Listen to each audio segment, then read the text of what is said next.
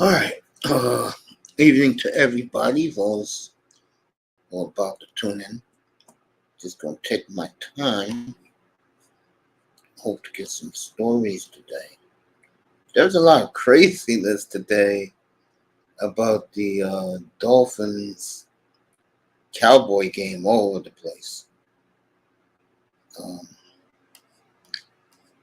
and it's gonna be interesting on Sunday. We're gonna go around the league. Looks like Tyreek and A-Chain are going to play on Sunday. It looks like they're both going to play. Talking about that game, listening to some of the so-called pundits give their opinions. To me, this is big for Miami. I mean, this is everything for Miami. I mean, I think Sam Alcho said it best today. Um, I think for Miami, if they win this game, it's really going to carry them places. This game and split one of the two.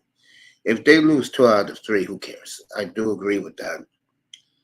With the guy on ESPN, but a lot of talk about this game, mostly about Miami, because Dallas has let a lot of people down about this game.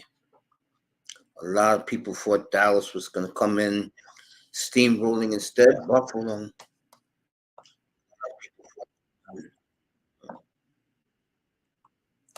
Buffalo really humbled them, bro. And the media, who loves Dallas so much, um, they're looking at this now and wondering what Cowboy team they're going to get. Well, I see this game either going 2 ways. Number one, I can see Miami blowing Dallas out. Get all that pent up frustration, everything they've been hearing about they can't beat a good team, and yada yada yada. And on the other side, I can see Dallas pulling it out late. And Dallas is back on everybody I love you list, and away the Cowboys go, a great Christmas. Uh, Let me also say this. I don't look at the Miami fans realizing how big of a game this is for them, because a lot of the Miami fans, especially the millennials, are very smug. Like this team has won so much. For the older people, we know. Just give me a quick second.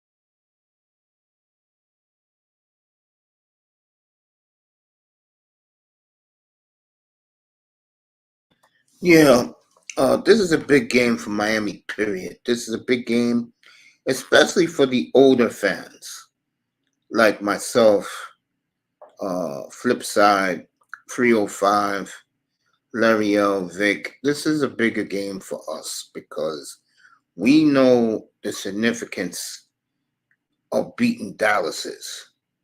The millennials, they think that all the Dolphins got to do is show up and win. That's why they're so narrow-minded. Uh,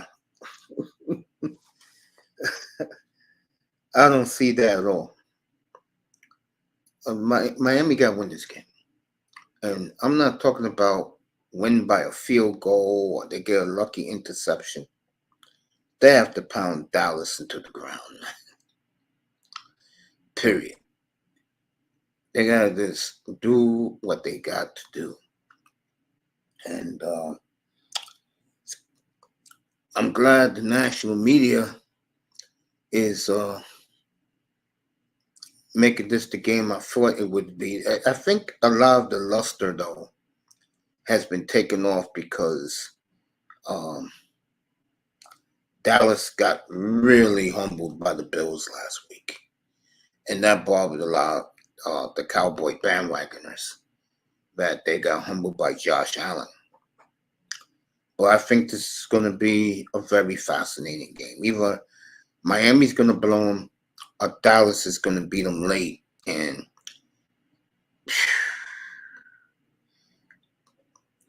there'll be no excuses unless Tungalova gets hurt.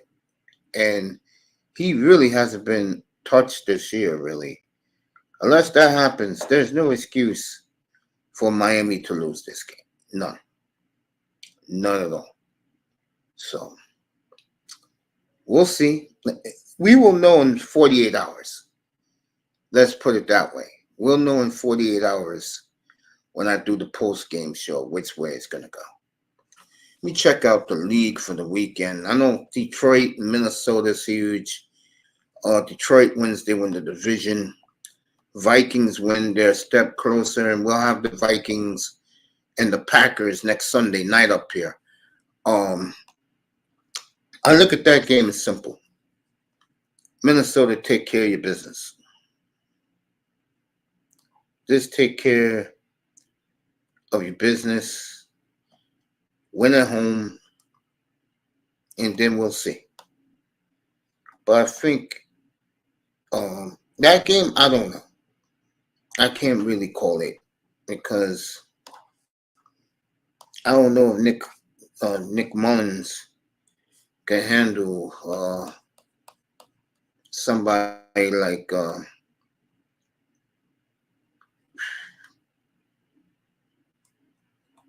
Hutchinson. First time they play this year, they'll play the last week of the year. That's why that game is so big. Because if Minnesota beat them, they're one game out with 2 to play. And if they sweep them, they win the division outright. So, but we'll see. And that's going to be very interesting. That's going to be very interesting.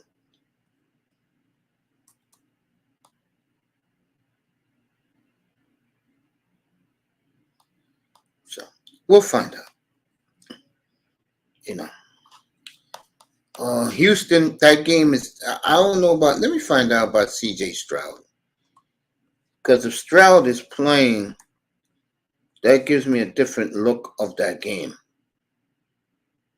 So let me see. Go to Houston.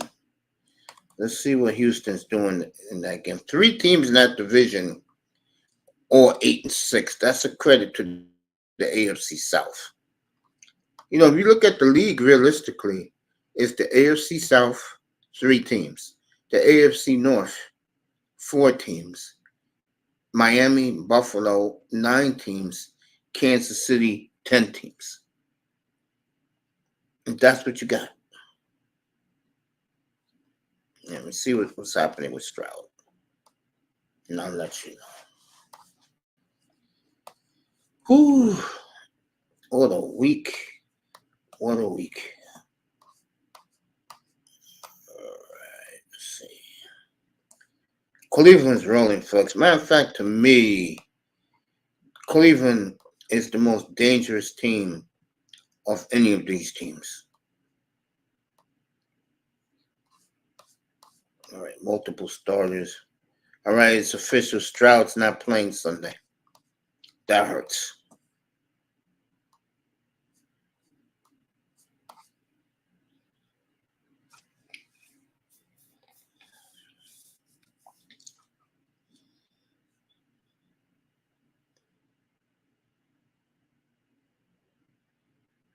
All right, Watson will be with the Browns next week. But I tell you, Cleveland, look at this, folks. Houston Sunday, the Jets Thursday. Cleveland could be a 12-win team, folks. I believe there was a 12-win team in 2020. Cleveland could be a 12-win team. Fascinating. And I don't see the Browns letting up on Sunday. I think they'll beat Houston out there very, very, very comfortably. I definitely see that for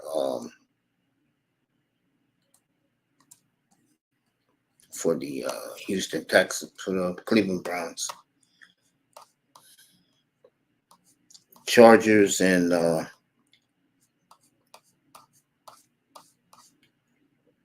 Bills tomorrow night. I don't have what's that channel? I don't have Peacock, so I'm not worried about that game. Plus, Buffalo's going to win anyway.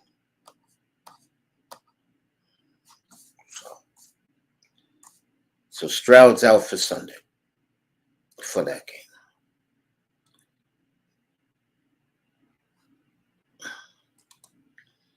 Let me see what the rest was going around the league.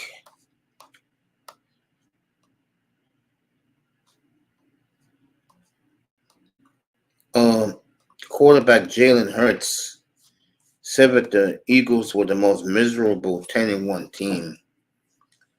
I can see that because guys ain't getting the ball like they should.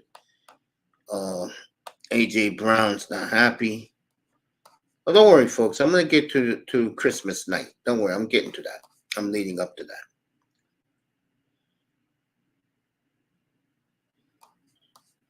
All right. Cam Newton saying that he should be the new team president of the Panthers.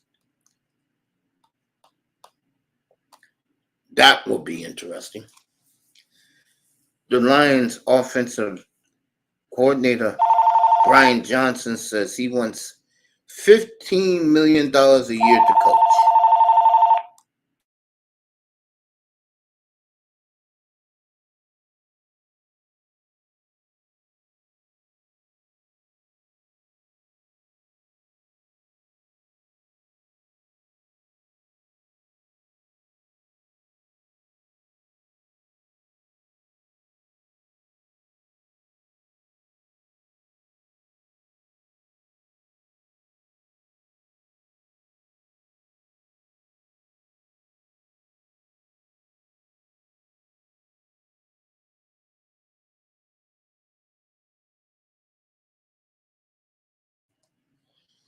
I'll be right back with you.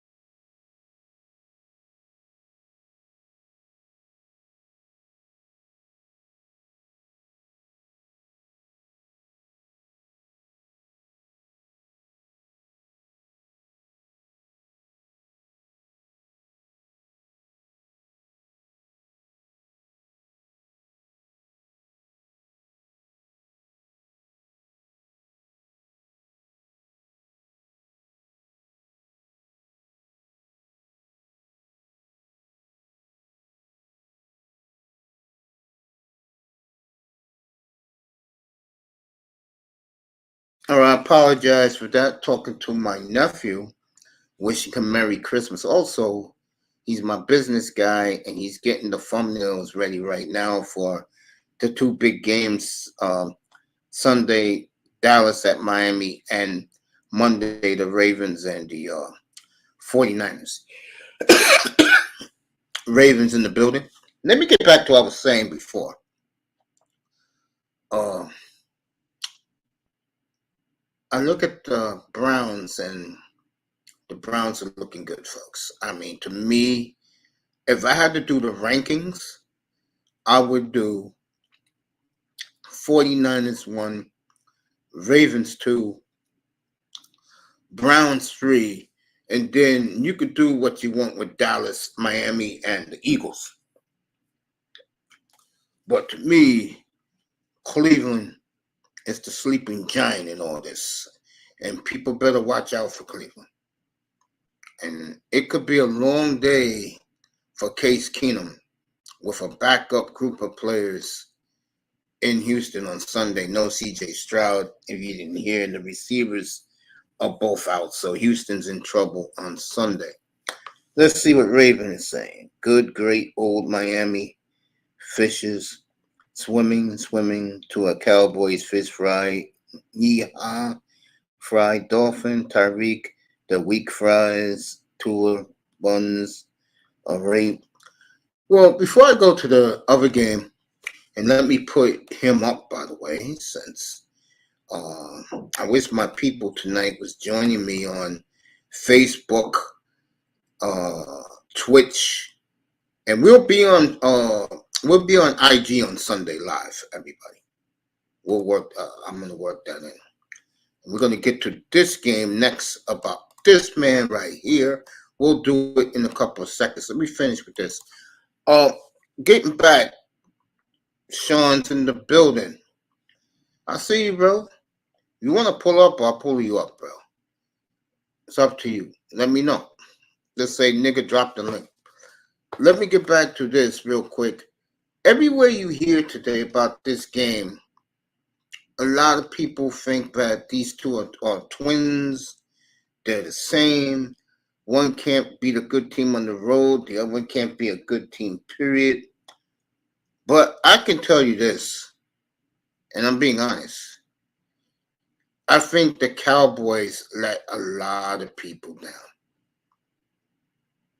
Again, just by listening to the pundits, if Dallas would have did to Buffalo what Buffalo did to them, I think America right now will be in a frenzy about this game. But because it went the other way and the way it went, people really don't want to talk about the game on Monday night, and I think that's not fair. And I'm going to get to the Ravens in a minute. That's why I put Lamar Jackson up there. How disrespected he feels, and the Ravens are chirping as they're flying out to San Francisco as we speak right now for the game Monday night. The Ravens feel very disrespected, and they're coming to this game for war Monday night with the Niners, and I think it's going to be a fun game. And like Platinum Elite will be my guest tomorrow morning when we do the Undefeated show with our picks for these bowl games for the week. We both like the Ravens plus 5.5 against the 49ers on Monday night. If the Ravens, they win that game, folks. I'm going to tell you right now. If the Ravens win that game, Lamar Jackson's the MVP of the NFL. And I predicted that back in week 6 that he was going to be the MVP of the league because of the strength of schedule. I have never seen a football team in my lifetime like the Baltimore Ravens that if they win in San Francisco Monday night and they still got Miami next week for the 1 seed in the AFC, that is the greatest run of a regular season team with their strength of schedule I have ever seen. Oh my God. Oh, with their strength of schedule, folks. And remember, they lost to Indianapolis at home. Okay? It ain't like in Indianapolis right now. That's another team I do see running the table in the AFC. I don't think Indy loses another game. And Jonathan Taylor's coming back this week. I see Indy winning in Atlanta and winning out, and they're going to finish 11-6, and most likely win that division because Trevor Lawrence is getting too banged up at the wrong time. I'm gonna let you up in a second, Sean, since you want to pull up here.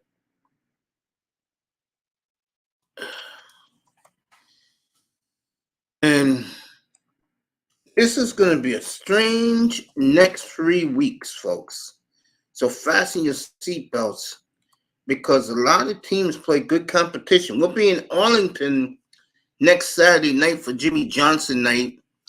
And if Dallas loses Sunday, that Detroit-Dallas game is going to be huge for a lot of reasons.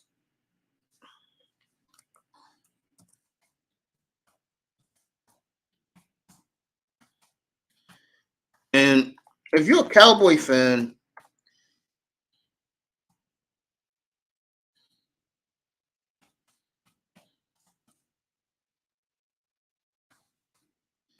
and you lose, and let's say you lose bad to Miami.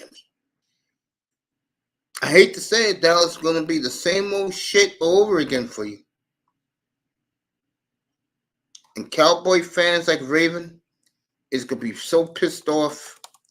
He's going to say, forget this. And it could be a major fallout in Dallas if they collapse. Same in Miami. I think the loser of this game with Dallas, Miami. And if you want the truth, Pete's in the building.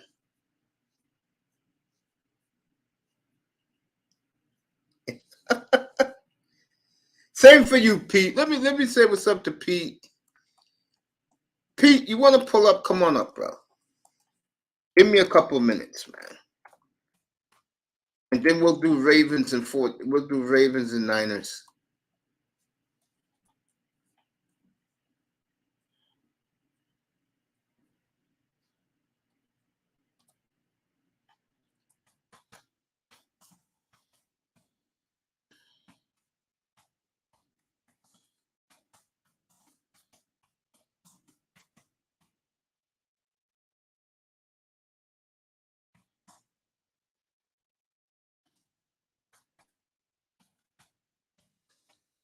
Pete in the building.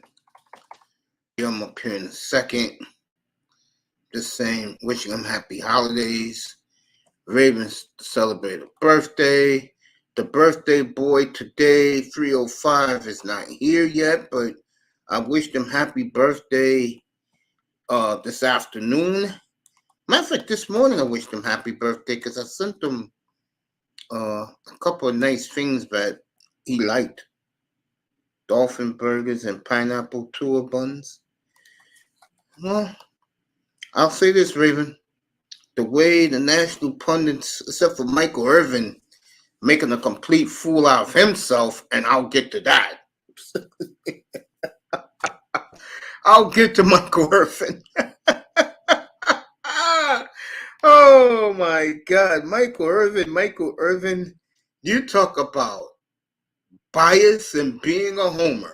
It was Michael Irvin today. And shout out to Skip Bayless and Keyshawn Johnson, who had to reel them in back to reality. And the media, this game went from Fox pumping this game up last Sunday. All you saw, if you had a doubleheader on Fox last week, was them pumping this game up over and over again. And now this game is more about guys like Shannon Sharp blasting Tua today. And some of the things he said, I do agree with him.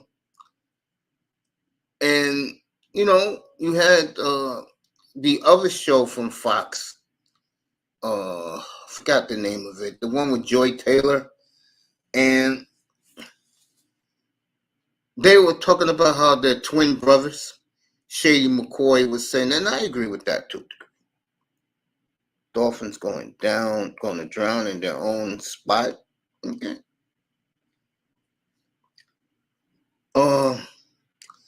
And the beat goes on. A lot of people down on this game now. And a lot of people fear in the national media that Miami's going to roll them. And I expect Miami to win this game. I always pick Miami up here every week. It's going to be a tough game, though. I think Dallas has more pride than people give them credit for. I think the reason why that is because Dallas is over and over again, and I think some of the media members are finally realizing it's been 28 years since they got past the second round. And people are now saying it's the same old Cowboys.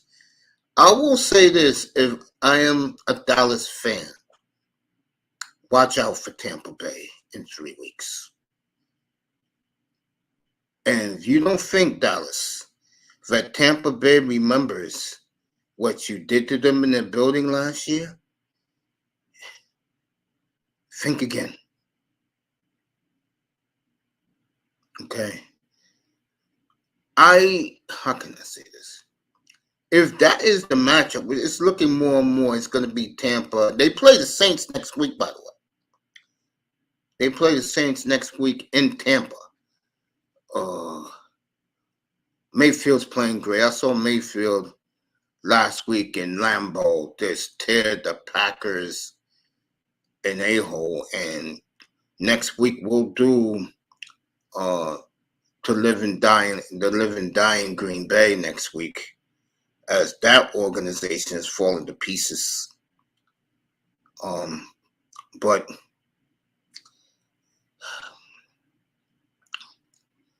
it's going to be a good game, I think. I can see Miami running them out of South Florida. I can see the Cowboys pulling out a tough one.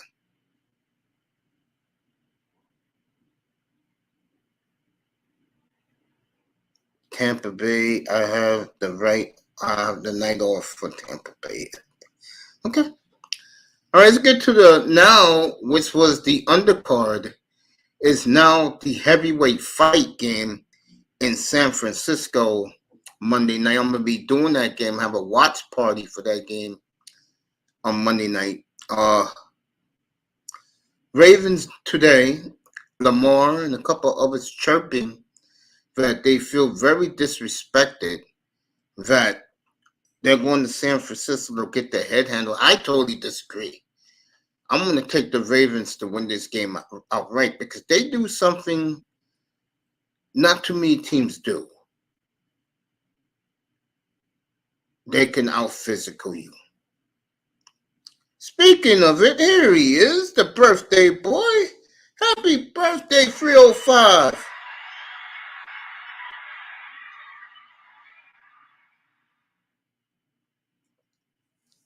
The birthday boy is in the building. I'll be up if I clear up. Okay. Pete will pull up. So, birthday boy is in the building. Raven Knight's birthday was Tuesday, but Raven wasn't feeling good. We was going to give him a nice happy birthday to him. Pete be up in a little while.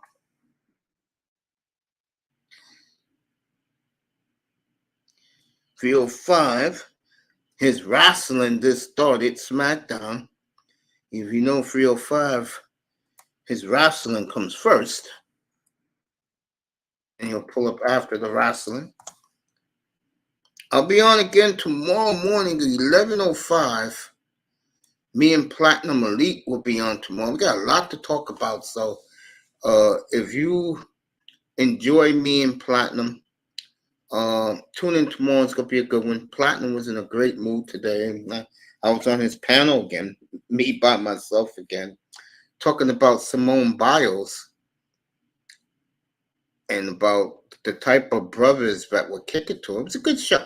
And I'm glad I missed the first 3 hours of it, but I came in for the last, you could say, 45 minutes. Then I was gone, man. Getting ready for today.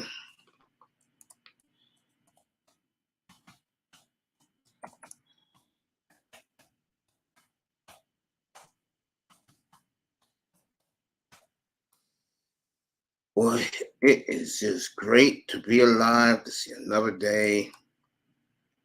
Get this shit rolling tonight. I've been waiting all week. So let me get back to the Ravens and the 49ers. Ravens feeling very disrespected, thinking everything is one-sided. And it's not really one-sided. It's that the Ravens don't have really big names on offense. And that's what sells in this league. You know, Niners got Debo, they got Ayuk, who Platinum's going to roast tomorrow. Why he doesn't like Brandon Ayuk, I don't know, but we'll talk about that tomorrow. Debo Samuel, CMC, the tight end who's outstanding. So the 49ers got stuff. Ravens don't have that. You know, their stars is a bunch of unknown guys on defense with Queen and Waquan Smith and the kid in the secondary. And the reputation of the Baltimore Ravens, and that's the reason why people are not talking about them. Shout out to the Clue channel. I was over there today. Shout out to Paul Friedman and his show. Excellent show. As their dislike for number 10 in green, that's all you need to know. Continues. Yeah, Ravens says he's pulling out his Madden team. George Kittle, there you go. I remember his name. And Trent Williams, that bully. And the 49ers got stars, folks, all over the place. Offense, defense. Ravens don't have that. And you're welcome, 305. You know I love you, bro. And the winter raven wings are frozen. You look at the Baltimore Ravens. This is Lamar Jackson. And someone said it best yesterday. They said when you prepare for the 49ers, Brock Purdy is like 6 or 7. When you prepare for the Ravens, he's the only one in compensation. I think there's more people you prepare for, but I would agree with that. And the star child is not happy right now that the 49ers are getting all the love in this. And I think the Ravens will pull out a close one against the Niners. I'm looking at 2017, very physical game. It's going to be a beautiful Christmas in Santa Clara where they're playing the game. It's nice and cold in Texas. 49ers going to hammer off one at a time. I think it's going to be a good football game on Monday night. And I think people should tune in. You could pull up here. I know people be watching the NBA 5 games, but they're going to show on Sunday and Sunday night. But I do like the Ravens to win that game. 49ers having a Raven drumsticks, Cowboys having organic dolphin burgers. What's up, Jims? Good to see you, family. Jim's in the building.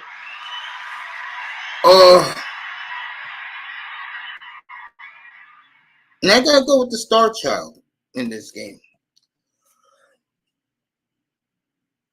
2017 field goal by Justin Tucker wins it for the Ravens. And the Ravens will be the overall number 1 seed in the NFL until they play Miami next week. And we'll have that. Next week, this is how the schedule is going to work. We'll do Baltimore, Miami early. I will be on early also. I'll come on the air at 11 o'clock next Sunday morning to preview all the games that are important. We're not going to do also rans. Thank you, James. We are not doing also rans up here.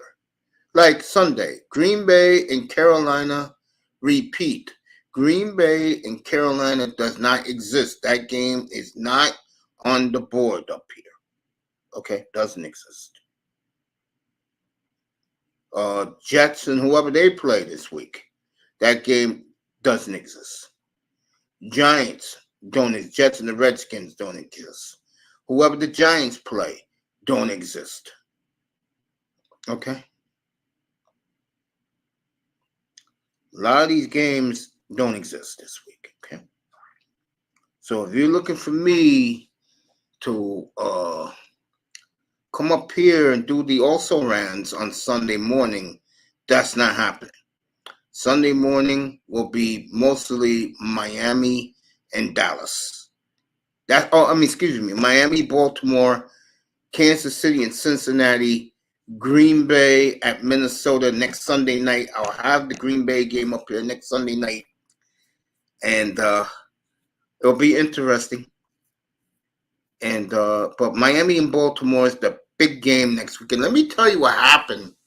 A lot of Dolphin fans, this was brought out yesterday. A lot of Dolphin fans around the country wanted the Dolphins Raven game flexed. And I'm going to tell you why. And iTest was right on the ball with this. He said this last week. The reason why that game wasn't flexed is the following. They will not dare put Patrick Mahomes at 1 o'clock. Okay, they're not doing that. And if they would flex the Sunday night game, they would have done it. If Joe Burrow was healthy, they would easily flexed and put Miami at 4:25, Minnesota and Green Bay at 1 o'clock, and the Chiefs at 8:30 if Joe Burrow was playing. But instead, CBS's meal ticket is the Kansas City Chiefs. They're crossing their fingers they can get the Dolphins as their meal ticket, but who knows with them. So the bottom line is this. They feel very secure with Kansas City at 4:25. And then NBC, they want to show you Green Bay. They were very impressed with Love's performance against Mahomes a couple of weeks ago.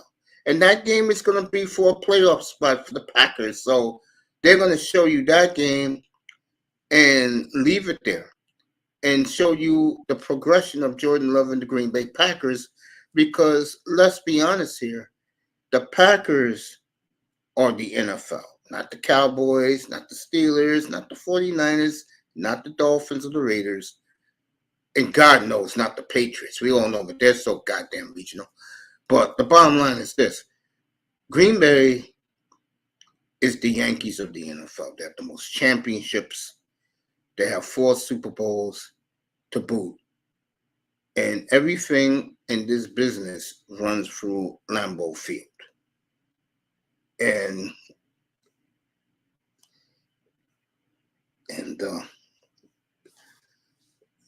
it's just the way it is. Now, in the AFC, if Miami can pull it off this year, they'll be back to where they once was.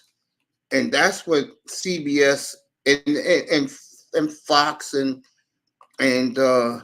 ESPN is hoping for. They want this back in Miami in the worst way. It's one of the most glamorous cities in the world. Okay, let's just call it like it is.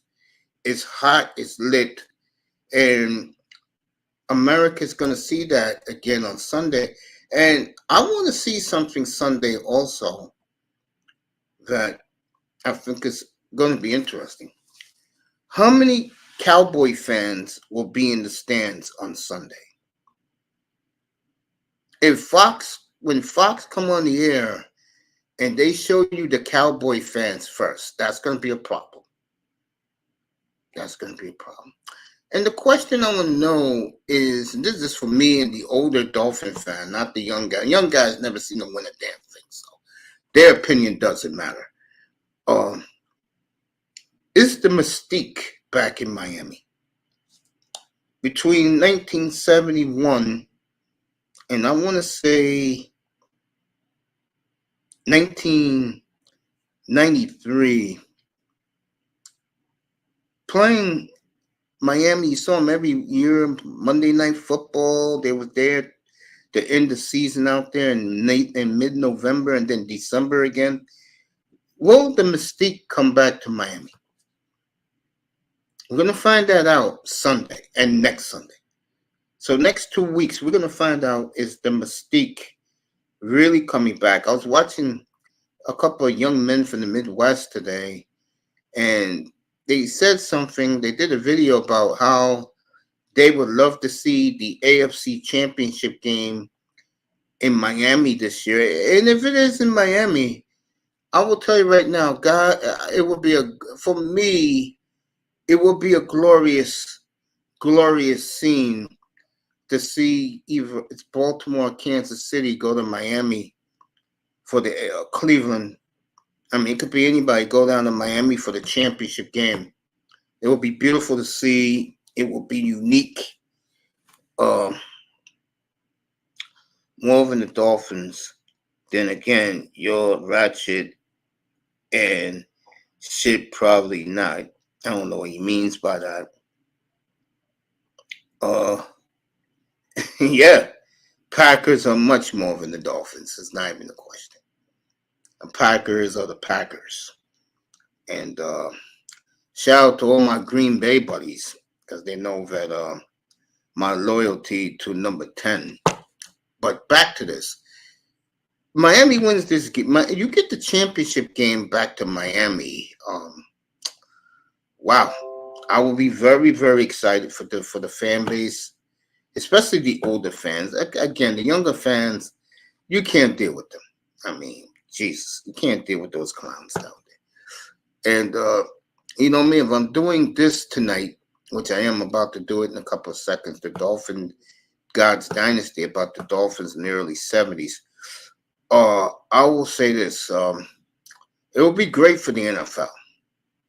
I know Jim Nance, who's a big Dolphins fan growing up in New Jersey, I know he wants to see it. And to hear him, his call on tour, throwing that lightning quick 60-yard strike to Waddle, it's going to be interesting. Let's see what the Dolphins do first. Let's not jump ahead. Dolphins got a lot to prove, including getting this W on Sunday evening against the former America's team. And we'll see. Dallas is reeling right now, and I think people are being a little bit too hard on the Cowboys this week. I think the Cowboy bandwagon supporters, you got to understand something. And two, Dallas is back in the NFC Championship game. It's always going to be a whole hum for them.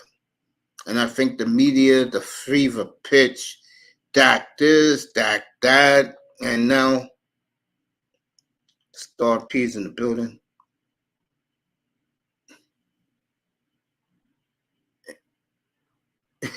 There'll be no women tonight, bro. Let me tell you, Star P. There'll be no more women talk in here unless I'm doing in here, bro. Just to let you know, let all you guys know, I just I'll speak on it a little later. Let me get back to this. So let me start with this because I want to talk about this tonight, especially that it's 305's birthday tonight. So why not start tonight with doing this, which is God's Dynasty. And I was very, very proud and privileged to see this with my own eyes. I remember the first time I saw the Dolphins play football was in 1971 And I believe, if I can remember right, they played O.J. Simpson, and the Dolphins shut them down. It was up in Orchard Park. Back then, they didn't have Rich Stadium yet. They was playing in the old War Memorial Stadium up in Buffalo. And Miami owed them in the 1970s. Dolphins beat them every year in the 70s. O.J. Simpson never beat the Dolphins in the 70s. And Miami won that game, and my mother was smiling. She was giddy. I don't know why. And of course, Dad was in the house. Dad was, back in those days, Dad was at church being one of those money collectors. And um, I was just happy that Mom was happy. And I knew that that night we was going to have fried chicken. So I had a Kool-Aid smile on my face sitting in my mom's kitchen. And then Mom say, "You're going to sit next to me and watch football." I'm like, "Okay, Mom, I'll do that." Guys, I'm only 7 years old. I don't know anything better to do. And I just asked a question. Uh, ain't my birthday, it's 305's birthday. Yeah, pull up in a little bit, but stick around. So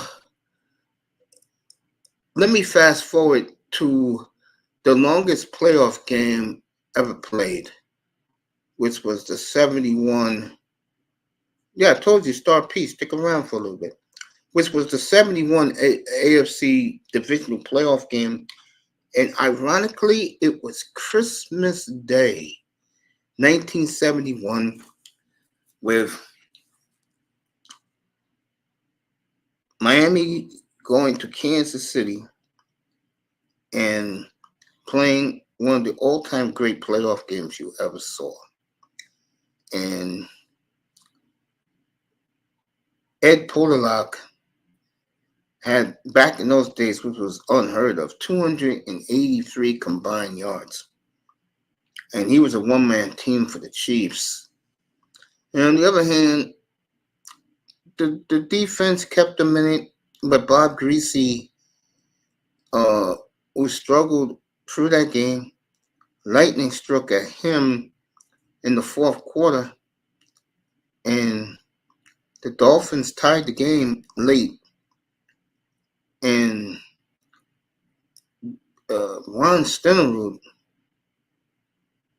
you coming for me, Raven? You coming for us? Ron Stenerud is a Hall of Fame kicker, missed a chip shot field goal and missed another field goal. And the Dolphins, who were dead to rights, made sure have a ticket going Cowboys headed to Florida. No. And what was so ironic about that game at the end was when Miami got the ball back after Stenerud missed the field goal, the Dolphins gave the ball to their playmakers, and they got them down the field. And Garo LaPremium, who I will always trust him with my kicks to win a big ball game, coming to town, the Cowboys. Yep. And Garo LaPremium made the field goal, and my mother was screaming. I was sick with the measles, sitting on my mom's couch. I actually slept on that couch for about a week and a half, maybe 2 weeks. And the Dolphins were on their way, folks. They were on their way. The following week, they played New Year's Day at the Orange Bowl, and it was the night game. And I'll never forget it as long as I live. On the second play of the game, Greasy did a play action. Poor Warfield, whenever he waved his hand, he blew past his receivers. His DBs. And Warfield, 74 yards. My mother's screaming. waving her hanky, and she made me wave my little hanky, and 83,000 in the Orange Bowl waving white hankies, and Kurt Gowdy and Al DeRogatis. It was a sight to behold in the Orange Bowl, the old Orange Bowl, and then Dick Anderson. Who else would it be? You don't get two better safety combinations in my lifetime. Charlie Waters, Cliff Harris came close, but Dick Anderson, Jake Scott. Jake Scott, Super Bowl MVP, by the way, Super Bowl 7. And I'll never forget when Dick Anderson intercepted that ball and ran it back for a touchdown, how the Orange Bowl shook. And I'm watching from my TV, and, my mother was hugging me and everything, and the rainbow was over the Orange Bowl. And I said,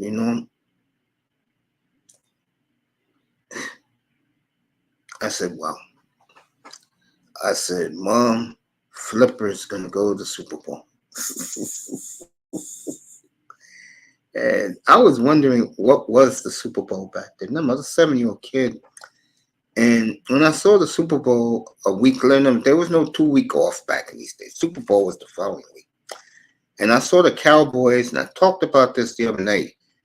The Cowboys totally destroyed the Dolphins, 24-3. Dolphins was the first team to not score a touchdown in the Super Bowl. The other one was 3 years ago. Mahomes Chiefs lost 35-9, and Mahomes didn't see the end zone that day.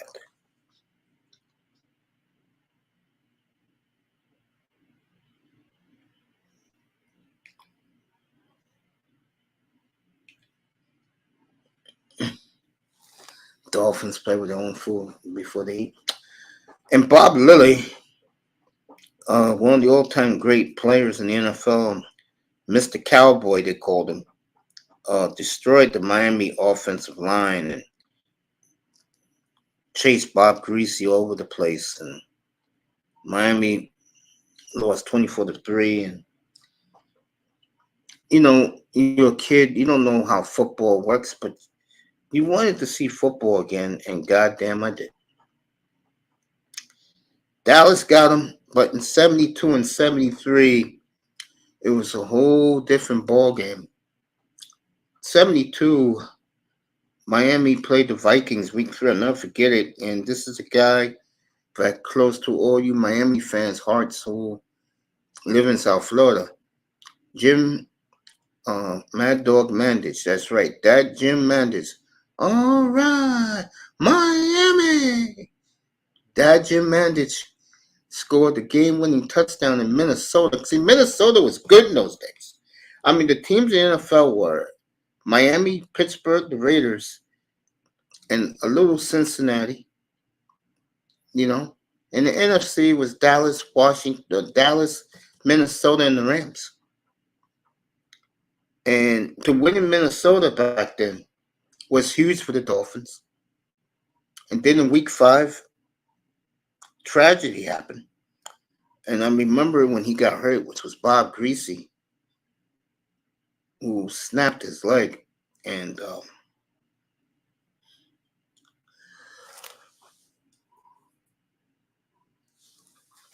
Earl Morrow came in. And I'm like, Mom, why number 15's in the game? What happened to Greasy? My mother said he got hurt.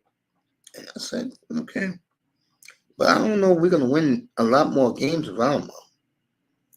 And my mother said to shut up and watch the game. So that's what I did. My mother told me to shut up and watch the game. That's what I did. Shit. And Miami won on a winning streak, which was unheard of. They went on a 10-game winning streak without their quarterback. Dolphins aren't nice. They know how to play you. Unlike Tua know how to avoid sacks. Okay. Did you No, Dolphins can grab you, take you way under, and then leave you laughing about it. I don't know about that. Cowboys bringing sack napkins for the Dolphins. Yeah.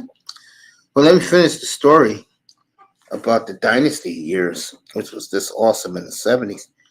Um, Greasy came back in the third quarter against Pittsburgh. At Pittsburgh, remember, Miami was 15-0 and had to play the championship game on the road. Okay. And I'm going to talk about 1974, which I will get to. But back to 72, when Greasy came back in the second half for the first time in months, Larry Seipel turned the game around by faking a punt and running it like 57 yards for a first down. And Paul Warfield was unstoppable in the third and fourth quarter, and the Dolphins wanted to win the AFC title game in Pittsburgh, 21-16. And they wanted to win the Super Bowl against the Redskins. Cowboys bringing, okay. And if Garland Premier wouldn't have fumbled the kick, they would win that Super Bowl 17-0 instead of 17-7.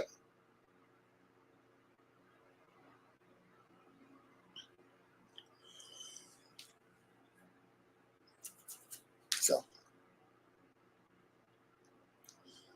the following year, I felt the Dolphins were better in 73 than 72.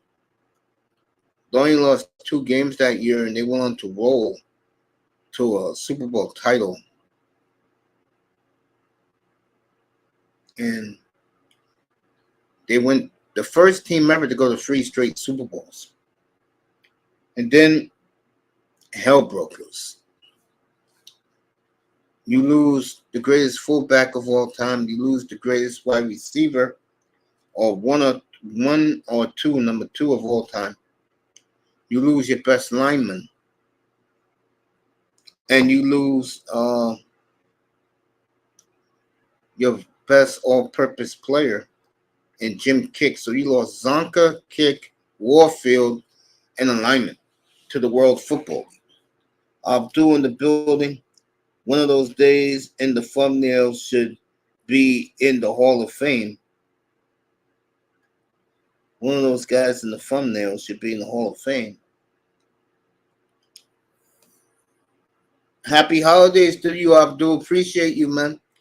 Hope you and your lovely have a great Christmas. I hope that everything in Chicago,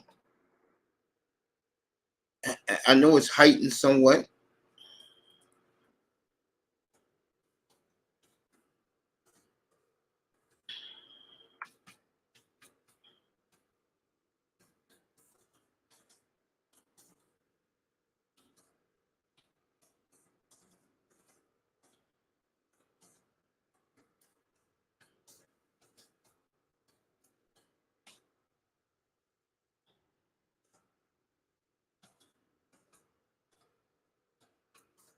Some exchanging pleasantries with Abdul, big Chicago fan. He lives in the Windy City. So you show respect to those who show respect to you. Abe, spread the word, Abdul. In January, I'm going to start having an NBA roundtable, either on Wednesday nights or Friday night. Invite guys up here and just talk basketball. Spread the word around. Definitely in January it's going to happen. And I wish everybody in your family well, Officer Jones, and Godspeed, family. Abdul Jones, everybody.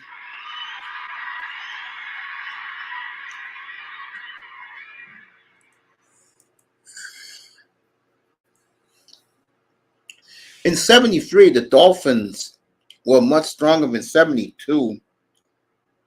And 74, they showed their will with a bunch of no-names and started rolling.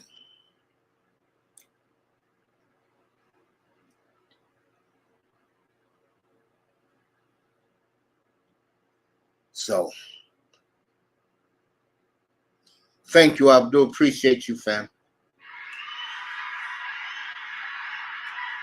So the Dolphins lost all that great talent to a league that only lasted 1 year. And by the way, Andy Reid was in that league too. That's right, Coach Andy Reid. Brian,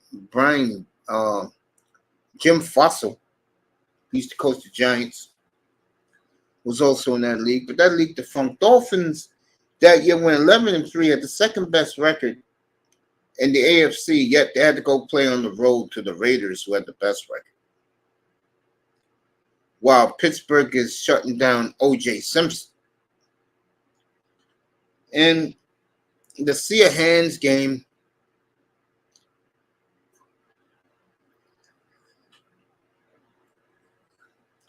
where Clarence Davis caught the ball miraculously with 6 Dolphins around him.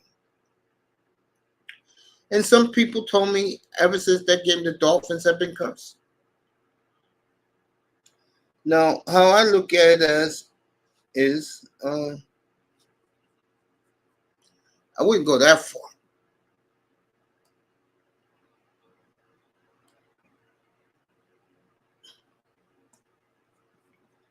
Yeah. And the Dolphin machine was done for a little bit.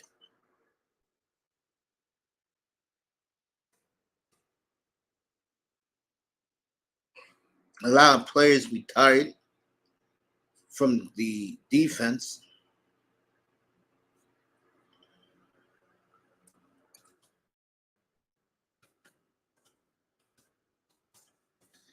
Miami always knew how to find replacements and depth. And they did it again back in those days. But they found great players.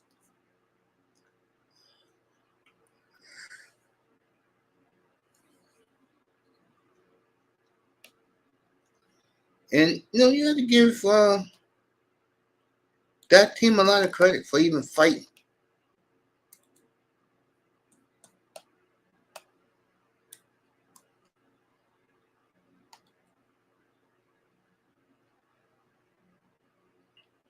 So, in 75, all the older players got hurt. And by 1976, a lot of those old guys retired. But as the Dolphins always do back in those days, they showed a lot of resiliency. And they killed everything by building the killer bees.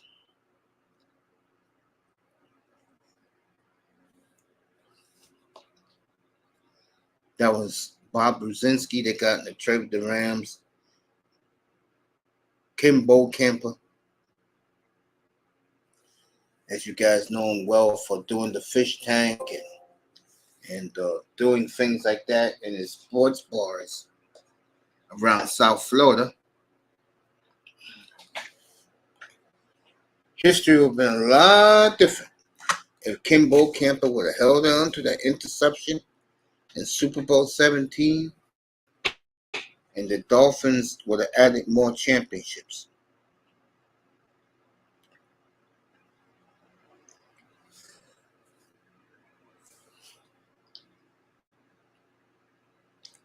'77. That's right. They kept finding great players. '77, the Dolphins came back to prominence. People were excited. NBC had the AFC back then. They was tickled to death to see Miami.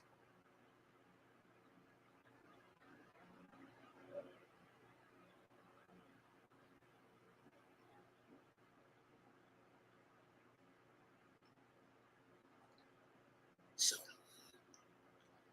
77, 78, In 79, the Dolphins was back to respectability. And they had talent, including the great Monday night game between the Oilers and the Dolphins in 1978, the lovely blue Bum Phillips game.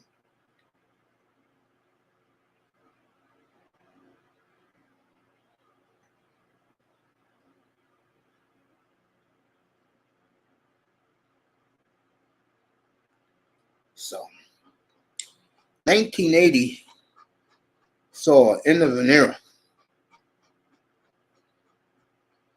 And Bob Greasy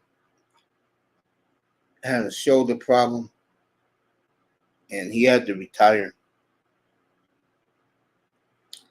And the Dolphins brought a whole new group of guys. And in 1981, we saw those guys.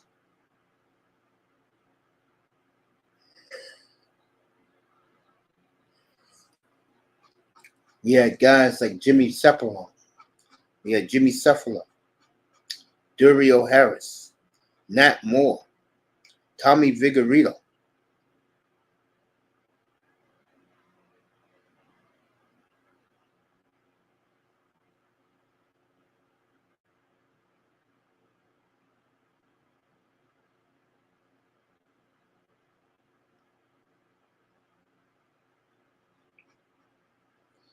So, and in 81, you had the greatest playoff game of all time in Miami against Dan Fouts, Kellen Winslow, Chuck Muncy, Charlie Joyner, John Jefferson. If you don't know how great those guys were, go look it up. Miami started that game down 24-0. They came back to take the lead 48-88.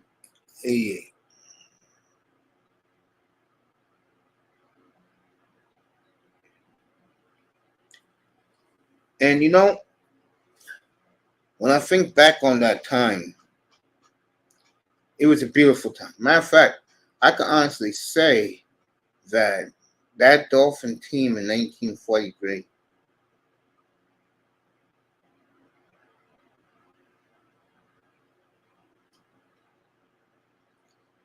the Dolphins played what you see football as today. A very exciting style of football.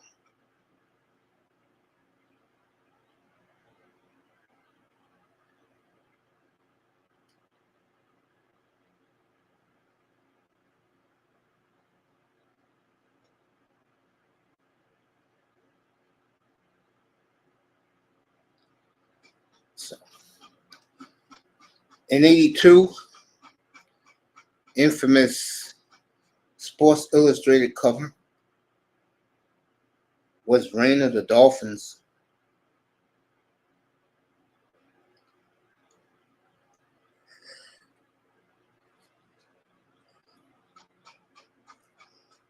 And Don Shula did a nice job. You know, the Killer Bees was formed.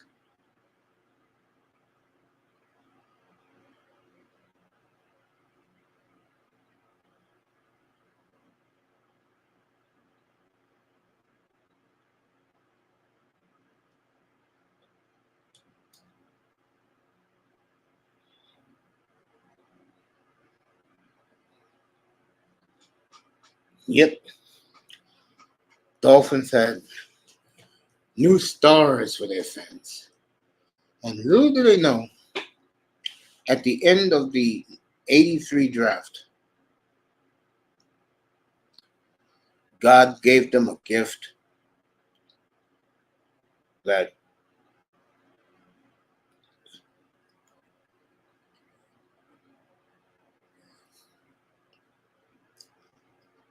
'82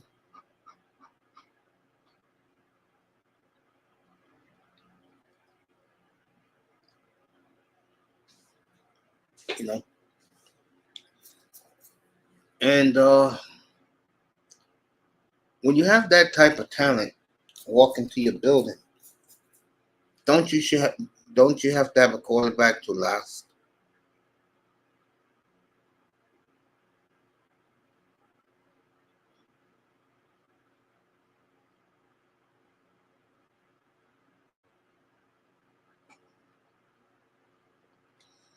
So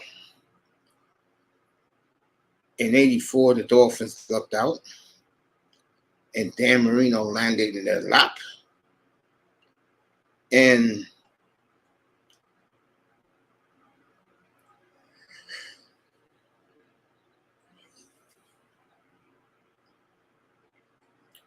tell you one thing, they look good. I tell you that.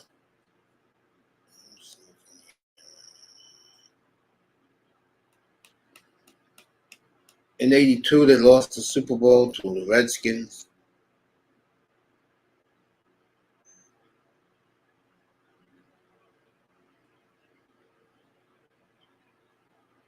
So '83,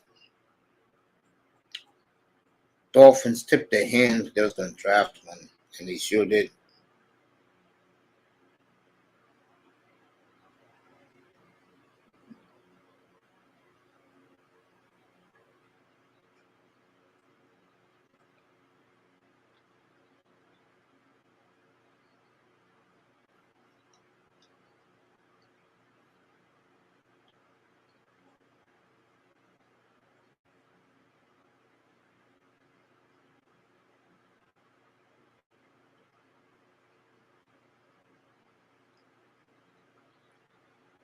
So a lot of things happening in South Florida. Dolphins do a great job with the Dolphins Foundation.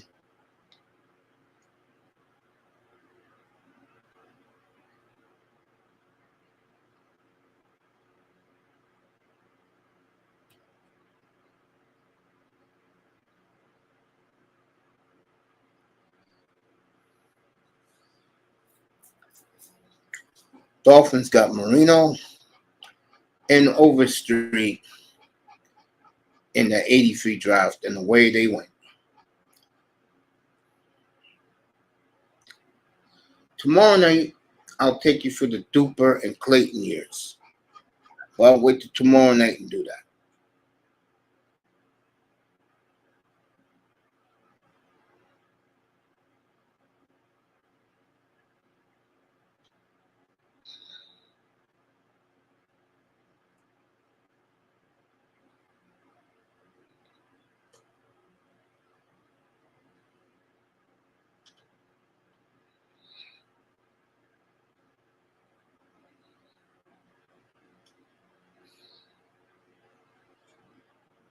Yep.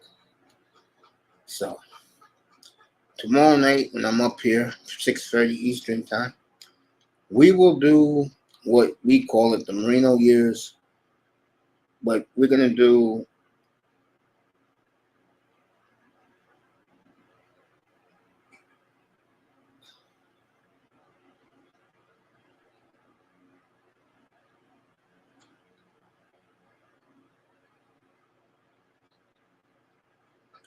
so we'll do that tomorrow night. Looking forward to that. We'll start with the injuries and all that good stuff tomorrow night.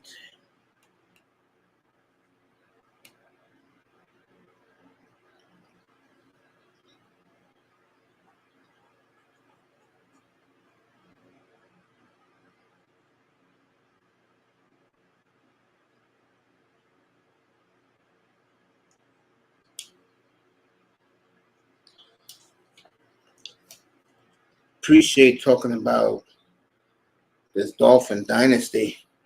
Greasy, Warfield, Jim Kick, Larry Zonka in the middle of that group at the top, and Paul Warfield at the bottom.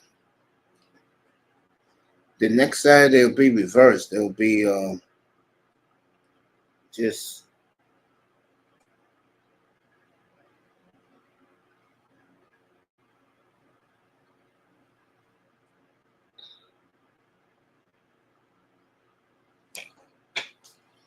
So we'll do the Marino and Clayton years tomorrow night, and that's gonna be a hell of a lot of fun because I don't have to.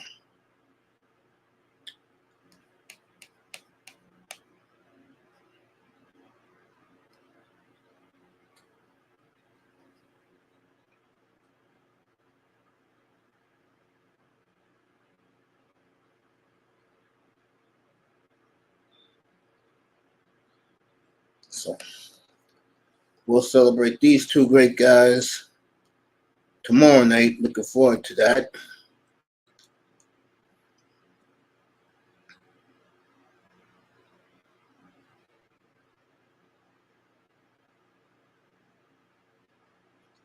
What a job by the Dolphins.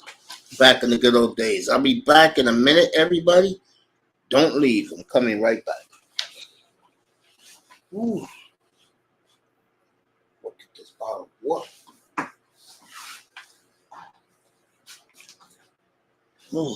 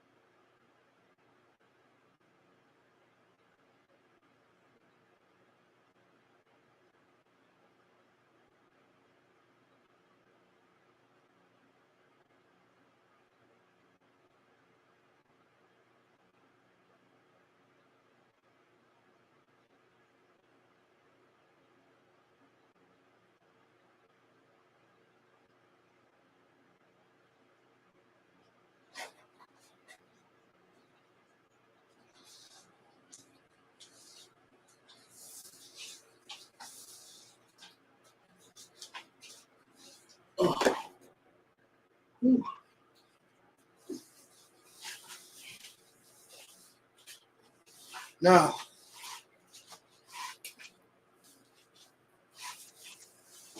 you look at the NBA. I know it's a shit night in sports. I mean, you can't, you know, get me up here and talk about crap that is irrelevant. You know what I'm saying?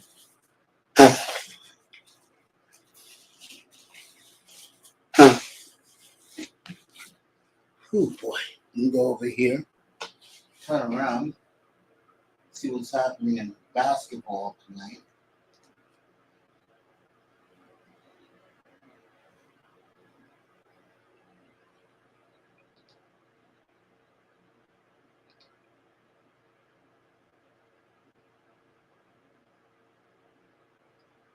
The Miami Heat game should be at halftime. They start at 8 o'clock tonight.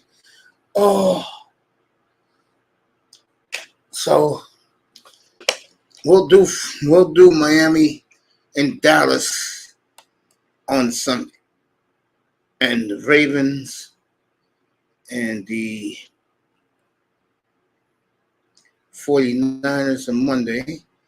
Let me see what my man Jim's had to say. Only good one was Dallas and Houston, but Luka isn't playing. Oh, yeah, I'll leave that one.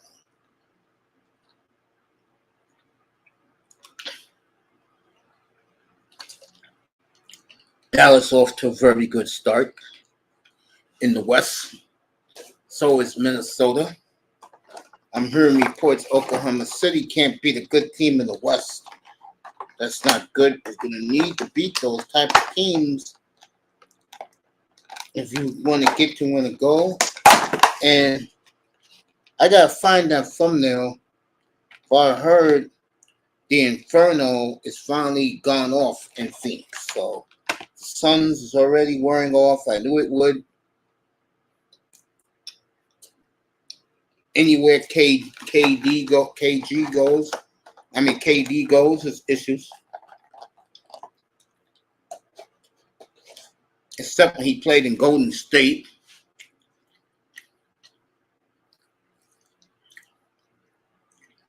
Lakers telling their fans and the media they're not going to go out and get a score. They like the team the way it is, to the chagrin of the national media. See, teams like the Lakers and the Cowboys, the Yankees, and in hockey, the Edmonton Oilers, they have that mystique with the media. The media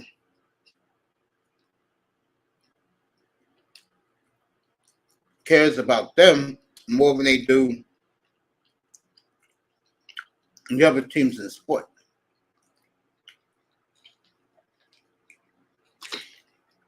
So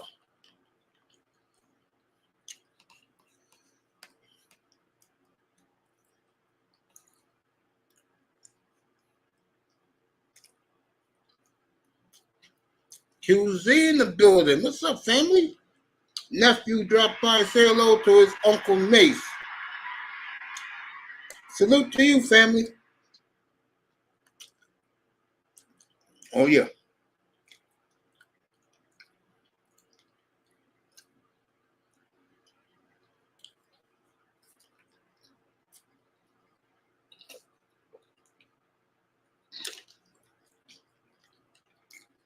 QZ in the building. Jim's in the building.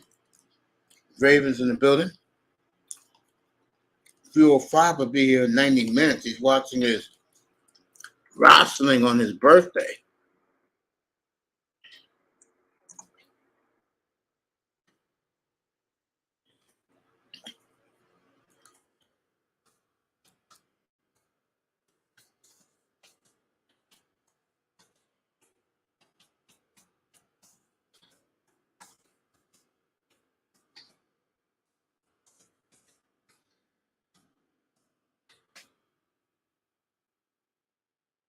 I heard a funny story about the Blackhawks. A player smashed with a rookie's mom on the family weekend. Wow. No. QZ next Saturday night, we'll kill Kimberly Martin as she's the new bed wench for ESPN hired. And then next Sunday, we're gonna clown the bozo white guy who tries to be a black guy. We'll do that next Sunday night to ring in the new year.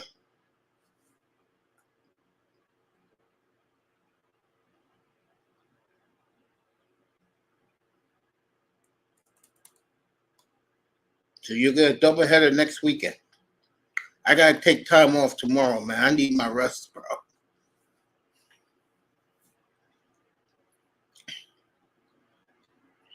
So we'll do that next weekend. We'll have a doubleheader of that.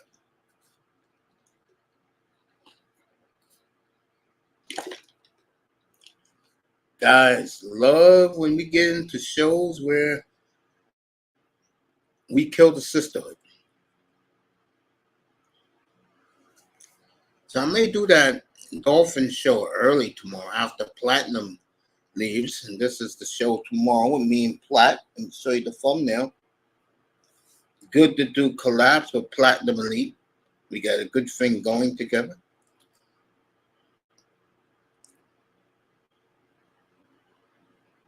Get this cowboy stuff out of here. Now that we did the Cowboys.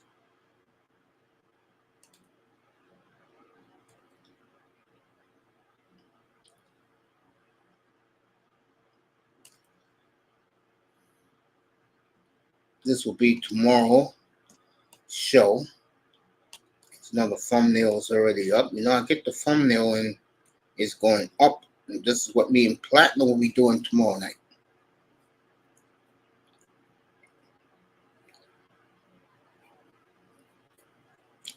And that's the name of our new segment called The Undefeated. That will be tomorrow, 11 o'clock in the morning Eastern. So you know I'm not done with this show. I'm going straight to bed. Mace, let time Plat out just once. No, I'm not doing that.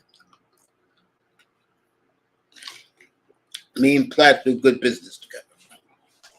He respects my opinions. He knows how to pick games. I know how to pick games. 32-11, by the way, this year in college picks, folks.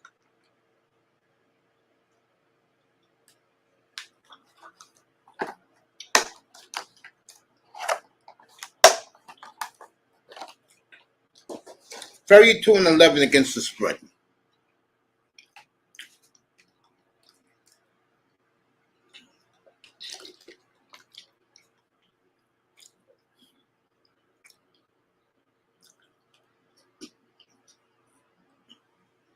So,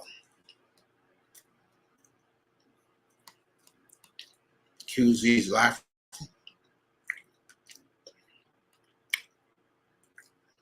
We'll do a lot of Dak Prescott tomorrow.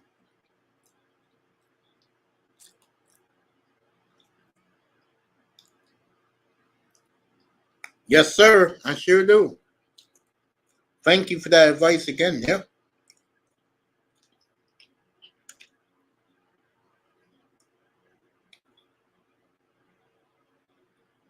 Okay, I will. Thank you. Matter of fact, I'll do it right now.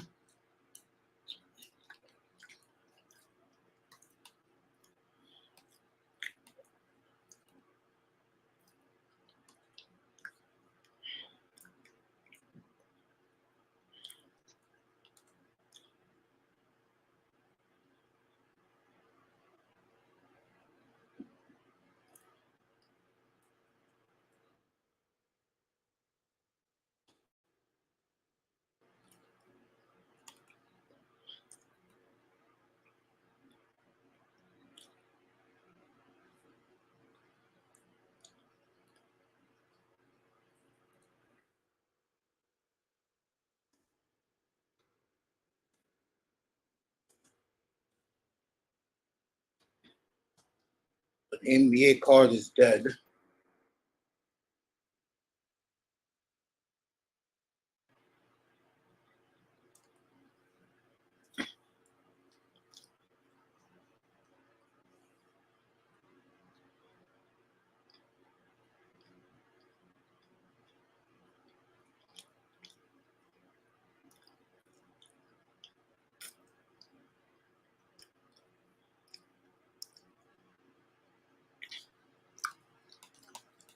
QZ, you the man, bro. I just Googled it just now. Soothing sore throat or cough, regulating blood sugar level, promoting weight loss, cleansing the digestive system, treating diarrhea, fighting against cancer. No, I'm gonna start drinking more tea with lemon.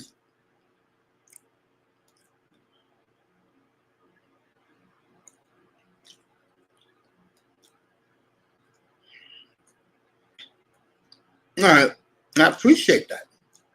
When I go to my mom's house, oh, my mom comes here. I always gotta make her ginger tea. She loves drinking that stuff.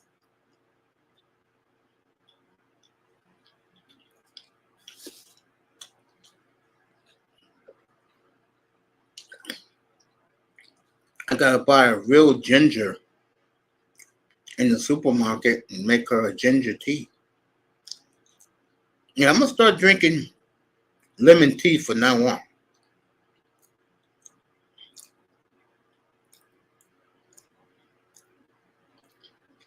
All right. Thank you, family.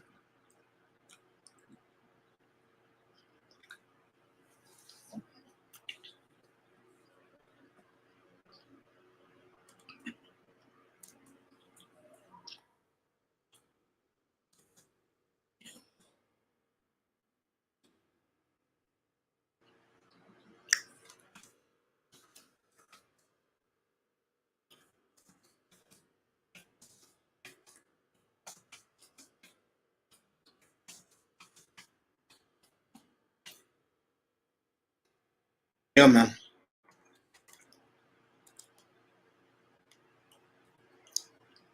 Appreciate QZ giving me that advice. Ginger is very healthy, and my mom loves drinking that.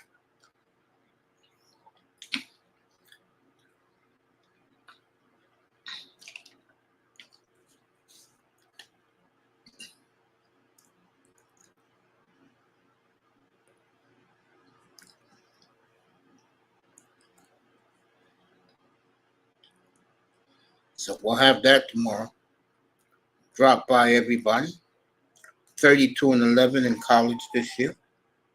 Won one of my bold picks.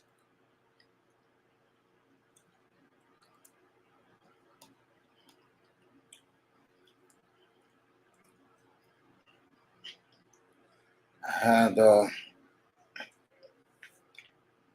Jacksonville State -2.5. They won by a field goal in overtime.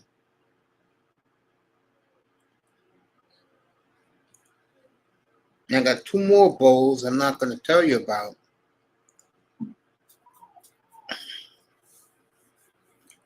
But let me just say I took a favorite and I took an underdog. And we'll go through these bowl games tomorrow. The next Saturday morning, we'll do the big bowl games.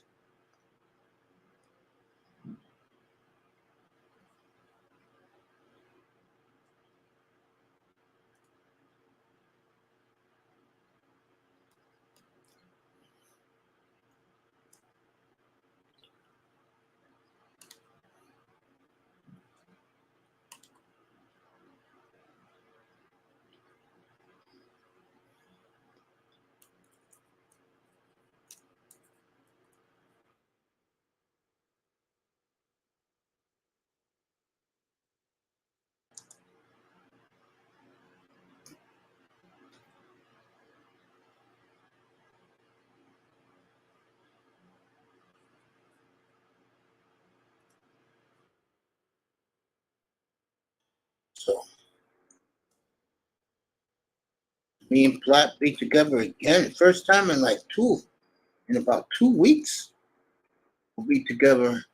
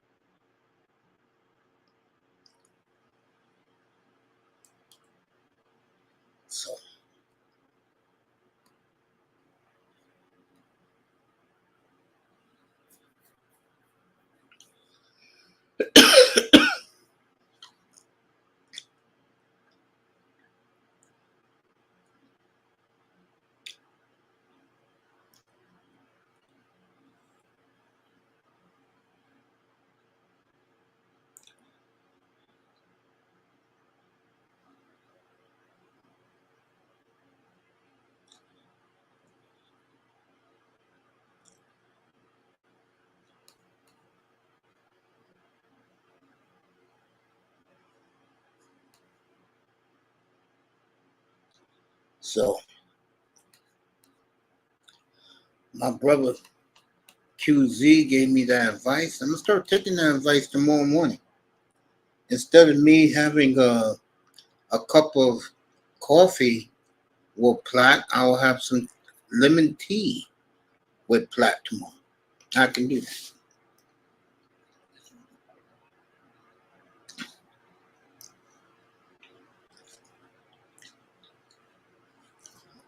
I used to love the orange tea back in the 90s, early 2000s by Lipton Tea Company.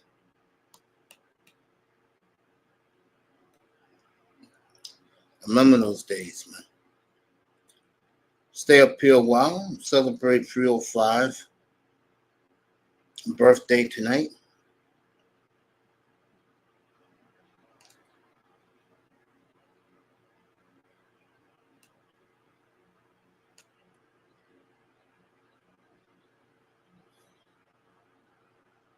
So, so we're gonna have some good football over the weekend.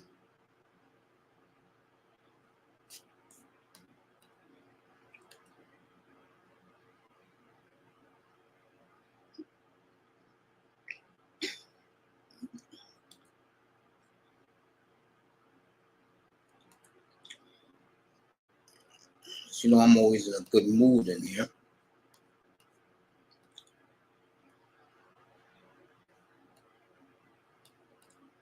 Baker Mayfield, he'll be a big free agent this year. See if Tampa keeps him.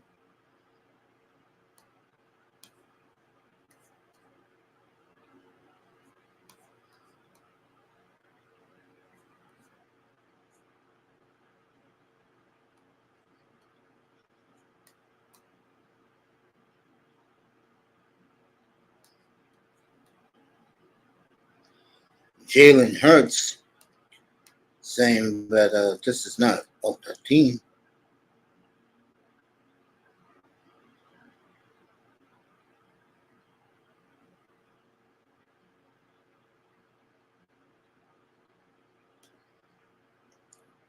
Eagles are very worried about Jalen Hurts. Hey, I tried to tell you guys, Jalen Hurts is all right. He's a great leader. But him as elite, I don't think so. They was talking about that with Tua Tagovailoa today. I said, nah, I don't see it, man.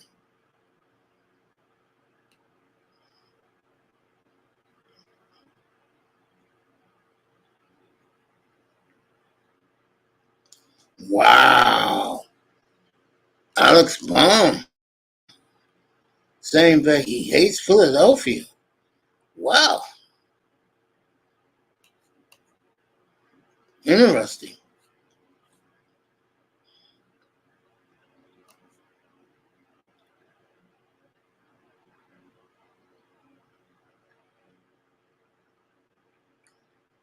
Wow, he actually said that. I gotta go check this out. But Hurts, Eagles organization worried about him. They should be.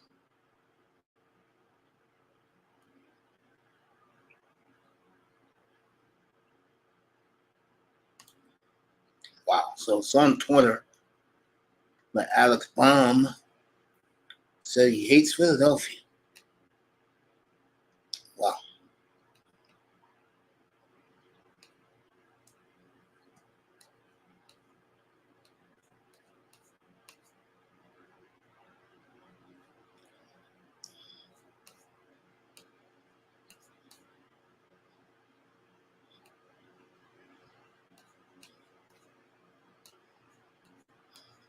Just looking around, trying to get you some football.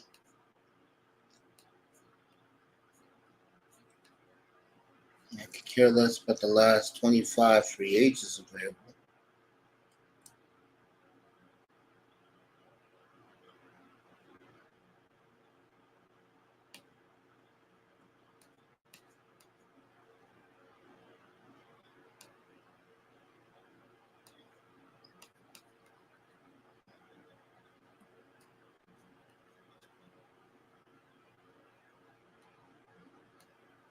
So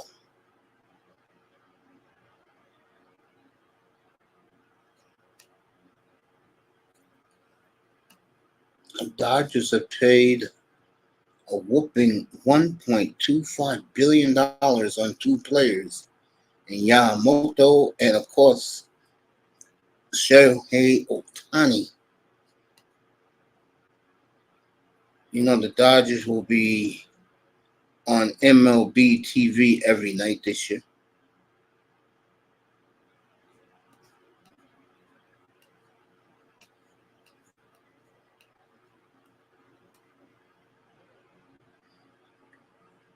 Oh, man. What, snow night? This is...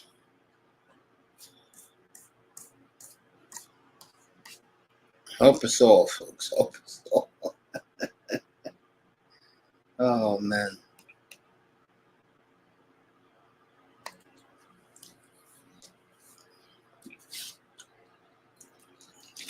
I'm drinking me a bottle of ice water. Did they lose again tonight?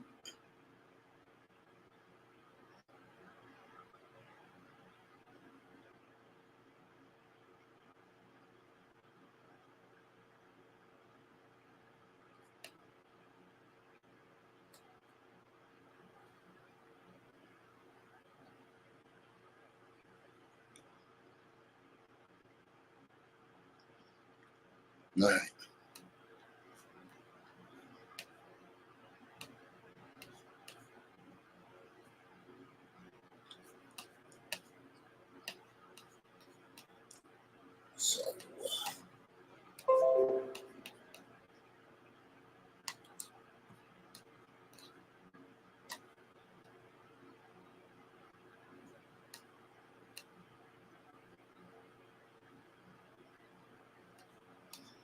So just looking around, trying to find some news for you good fans.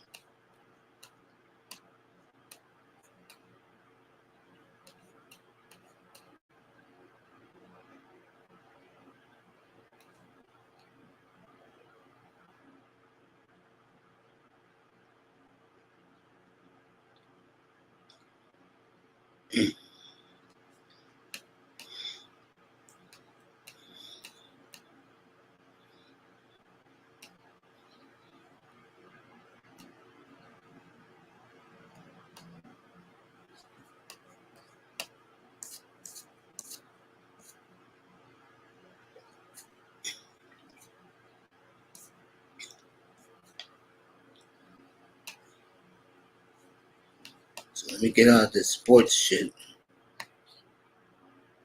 Let me stick here. Real 5.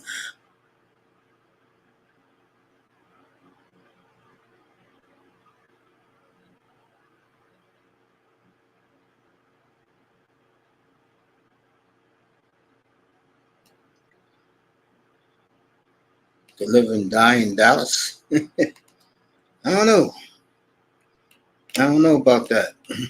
But I do love the Dolphins on Sunday though. I think it's sad that a lot of people jumped off the Dallas Express.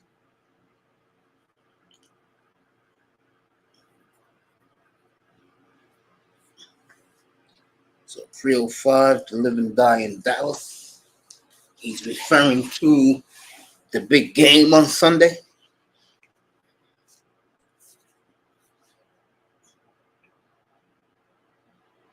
He's starting the second half up by 2 against Atlanta.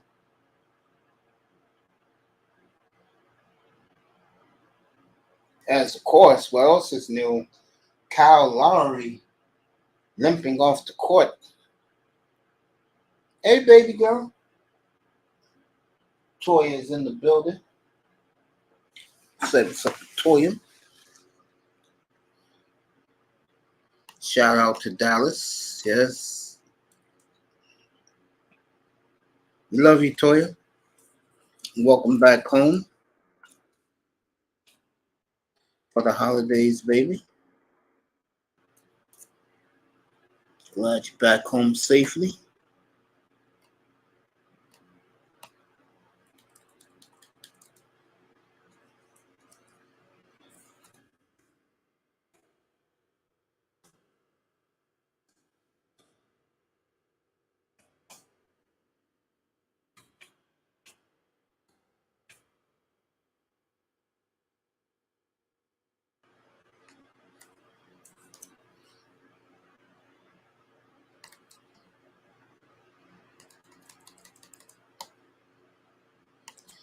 birthday boy in the building, Mr. Miami.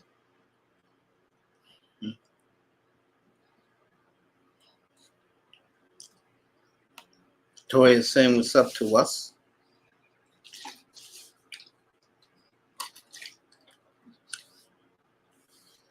Well, I'm thinking about that on Friday nights. Doing NBA segment every Friday. Just have guys sit around and argue. Yeah, I know professional wrestling's on right now.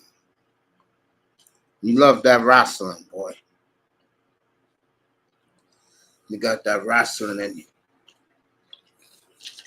Toya, we love you. Welcome home, baby. Welcome back to the metro area. I hope you enjoy your the pizza back home, the delicacies back home. But you love Dallas a lot more. 305 laughing. What I said about the professional wrestling is on right now. There is. If you care for that type of stuff, I don't.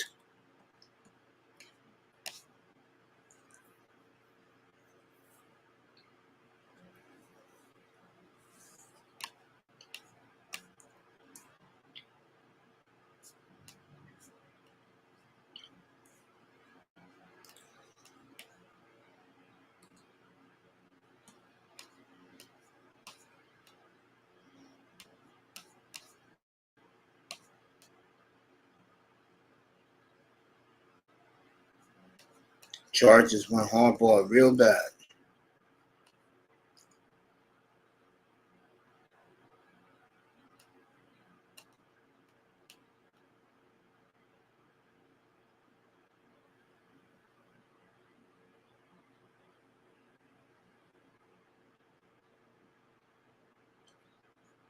Mm-hmm.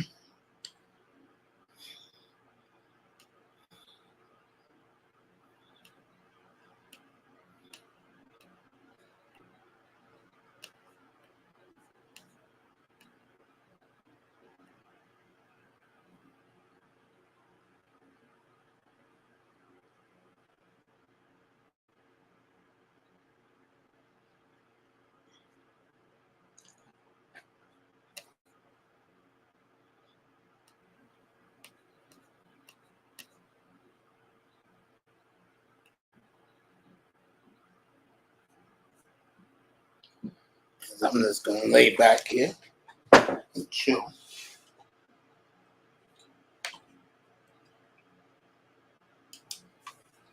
Celebrating 305's birthday tonight.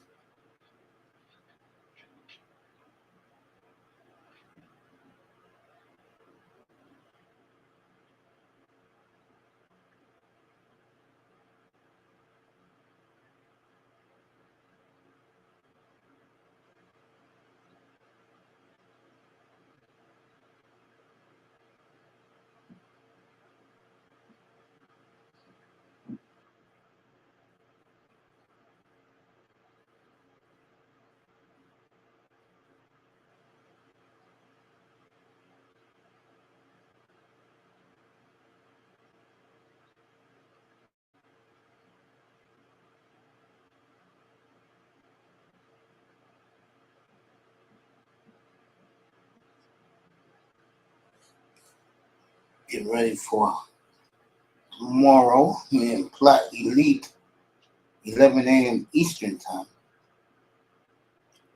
We'll be making some college and pro picks. I already told you who I like the pros. I gave you a gimme, a layup in Platt's.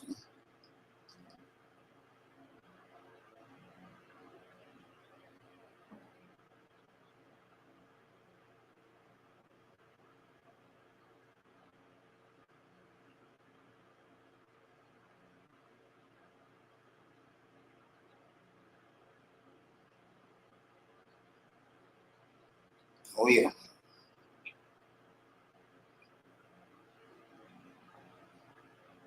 Something shit happening tonight. After I finish this, I'm going to give you some long ass sleep.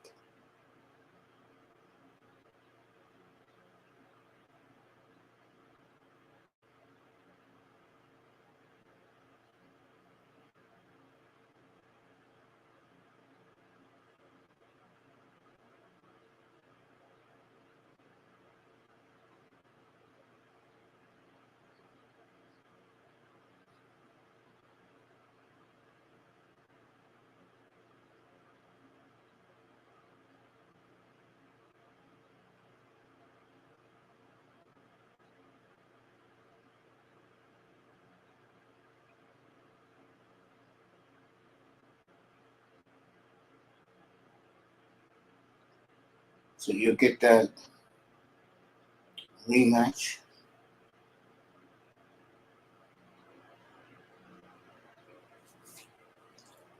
So it's crazy, right? Who's coming out of jail this weekend?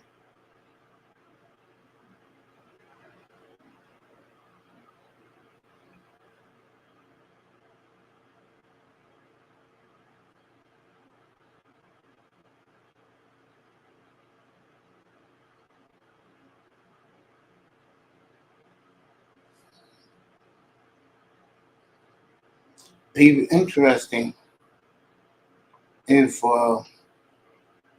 White does play for the Packers.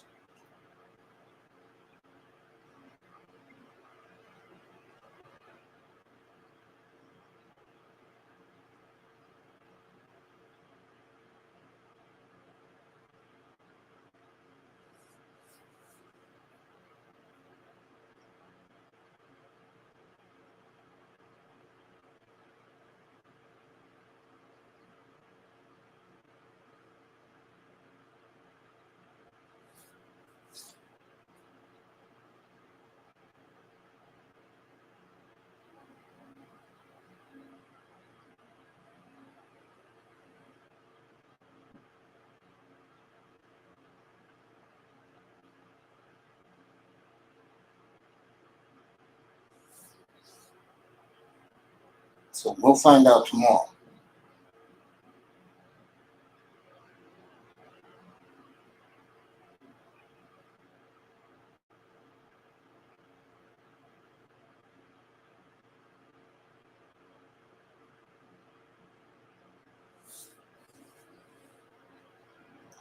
Me, I don't look at it at that point.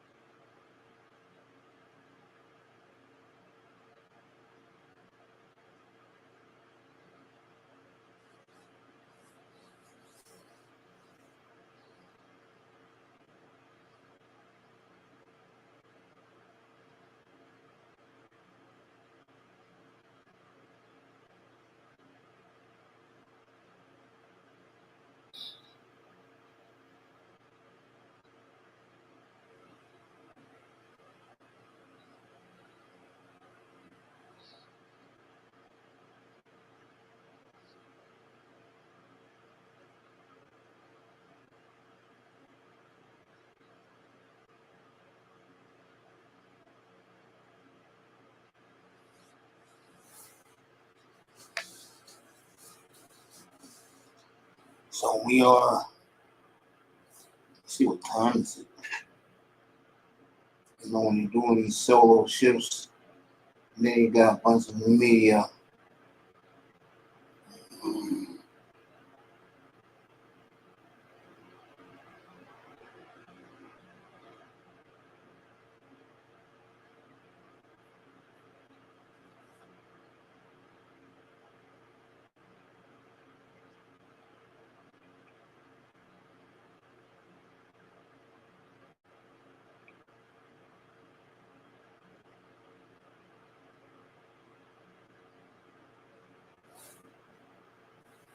So getting ready for those games tonight. Very late schedule in both sports. And I'll be doing platinum in 12 hours.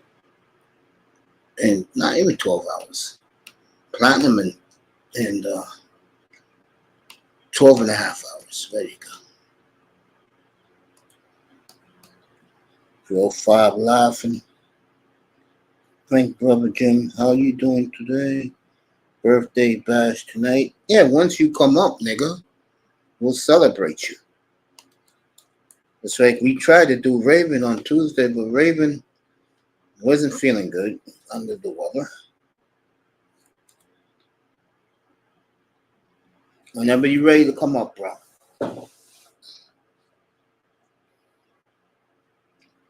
I gave my opinion earlier about the Rams and the not the Rams, excuse me, about the Vikings and the Lions. I see Detroit winning that game. I think Detroit got their breath back, and that game next Saturday night in Dallas is going to tell you a lot about both franchises, which way they're going.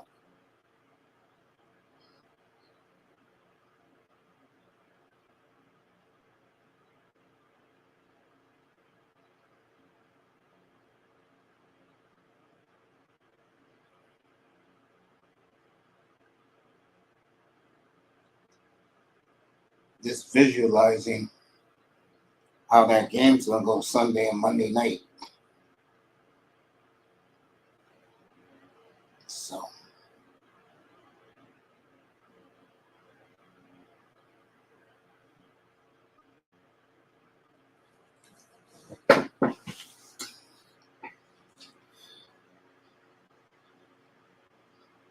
So, take a look at the card. Again, it's a shitty card. I mean, next week is the big week in the NFL.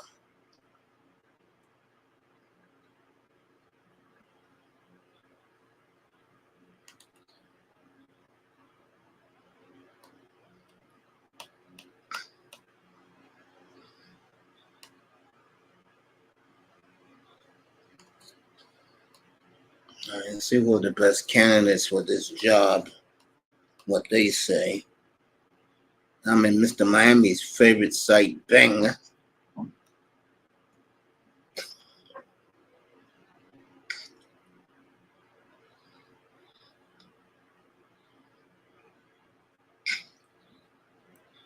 So Ron Rivera is going to be out.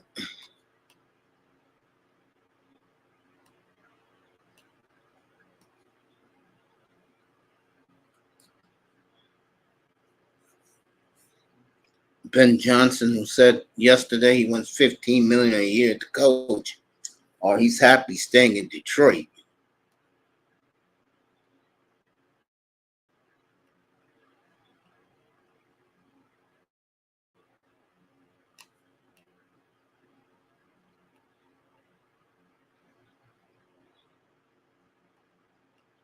Dan Quinn, I think he deserves a second chance. At least he went to a Super Bowl.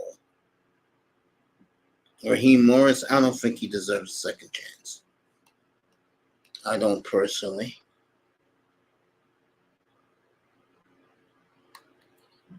Let's see who else.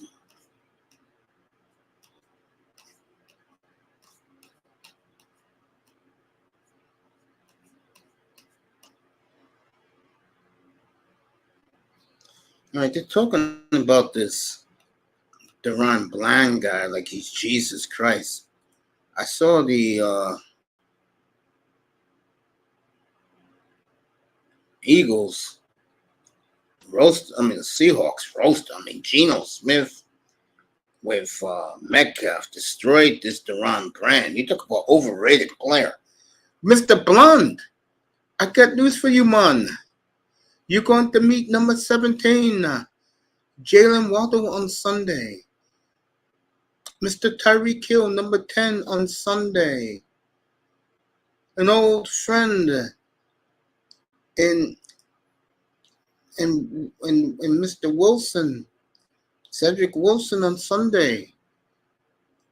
Curtis Claypool on Sunday. Barrios on Sunday, my friend. It's going to be a long day. Who are you going to cover? And I'm hoping it's Tyreek so you can get roasted. Man.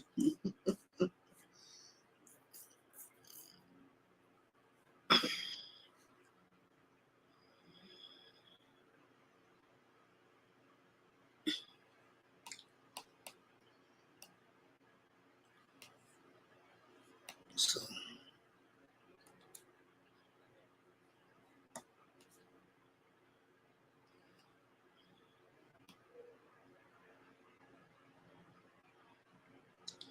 a lot of people upset at Yamamoto, and of course, Otani that took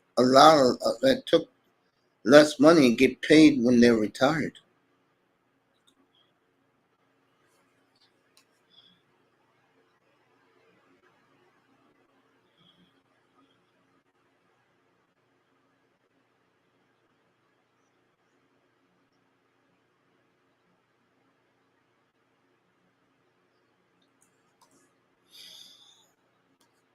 Looking at all this news.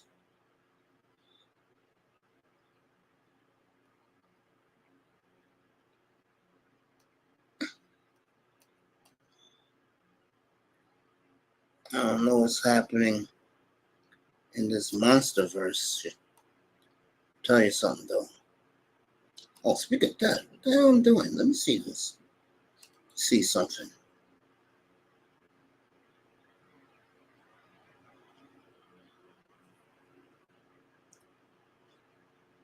Let me see if you did it yet.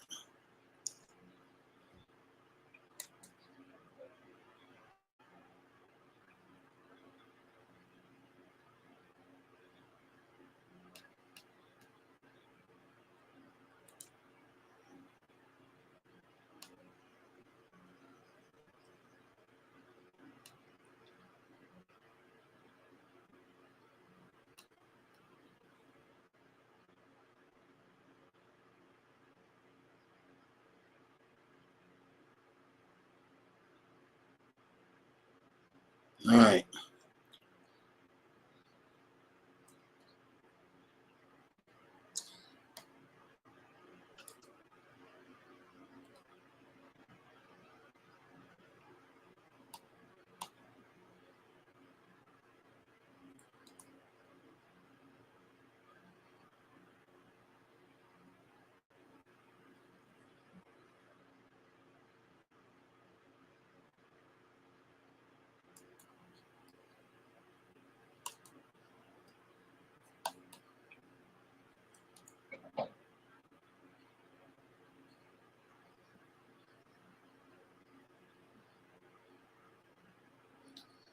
All right, fresh off the press. I just got this. Let you guys see it. 305, don't forget Ogba and Ramsey. Miami Bullet Club defense. Belichick is going to be out. This is not. He might be. And a lot of people upset, especially Dolphin fans, that that game next Sunday will not be flexed. And I gave you the reason earlier. They are not going to move Patrick Mahomes to 1 o'clock. They're not going to do that.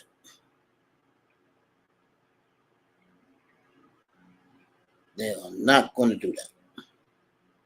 So, plus, they rather, because of the large Green Bay contingent in America, Green Bay Packers are really America's team. You know, the media loves Dallas. They hate Green Bay because Green Bay is the smallest market. There's nothing to do in Green Bay. It's a little town, and it's cold up there. The only thing they have up there, besides Lambeau Field, is a giant Walmart. And, you know, they hate the fact that Lambeau Field is the mecca of pro football. And, you know, we know that. I mean, we're not stupid. We know this. You know, it's Lambeau.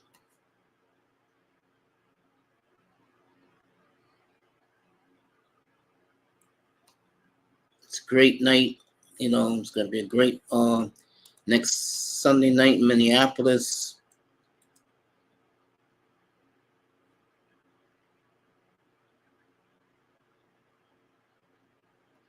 So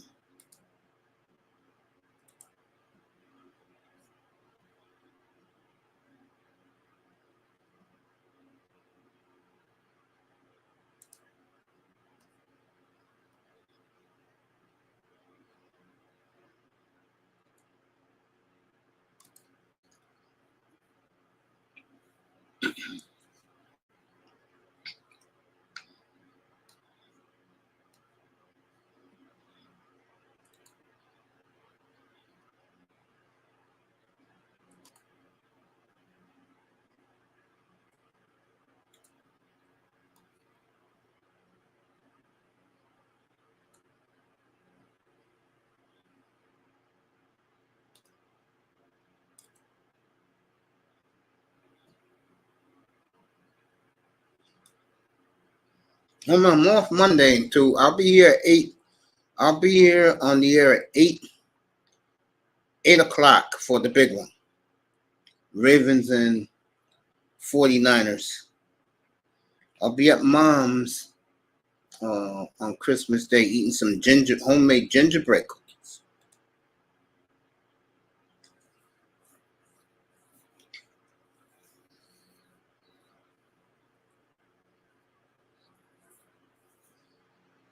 And so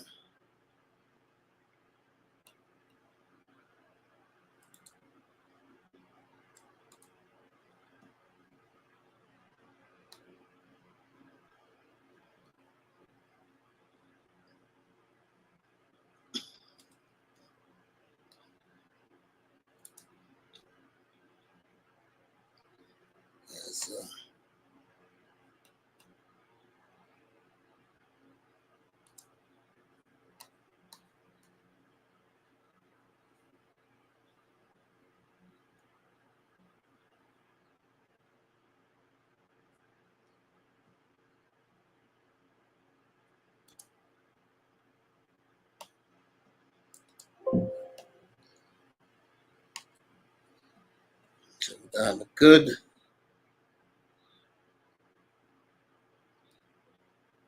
good Sunday of football, starting at 5 after 4 on Sunday. I'll be on the air for the pregame. I'm going to give you a 2-hour pregame. Whether the announcers, that Aaron Andrews, I know she's going to be looking sexy. Tom Rinaldi, Greg Olson, and my boy, Kevin Burkhardt, they'll be in Miami. They can't wait to get to Miami. They're already there, just to let you guys know.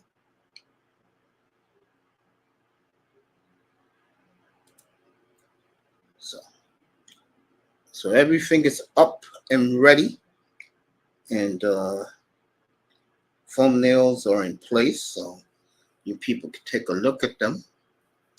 I'll be on the air on Sunday, 11 o'clock Eastern.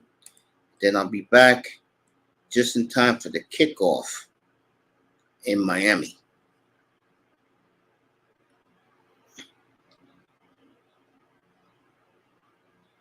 Dave Chappelle.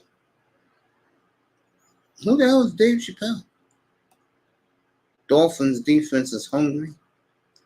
Yeah, Manny Ogbar should have a big game. I'll hit Mr. Miami in his text later tonight, ask him a simple question. Then his boy here is going to go out and give him something real nice. I think it's something he's going to like.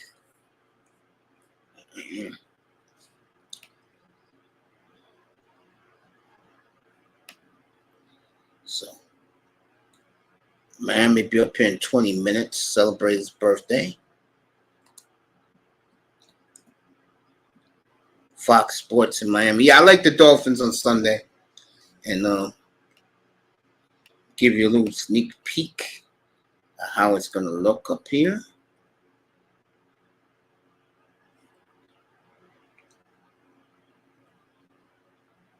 I'll be up here, give you a doubleheader tomorrow, folks. 11 o'clock, I'm with Platt up here. And then tomorrow night, we'll do more Dolphins. Well, I may take tomorrow night off. I don't know. I'll think about it. But here is the latest one. This is for Sunday, so everybody can see. This is for Sunday's afternoon's late game.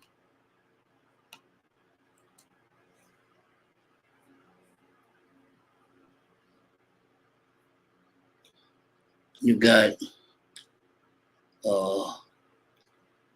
Parsons, Prescott, and that guy Blonde on one side. You got Tyreek, Tua, and it looks like up here you have Waddle. So that is your thumbnail. That is for Sunday evening because it gets dark around game time in Miami. So they'll be playing in the night in South Florida.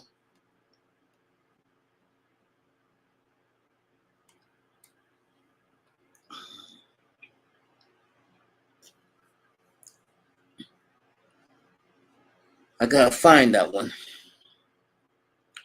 Miami got 45-14.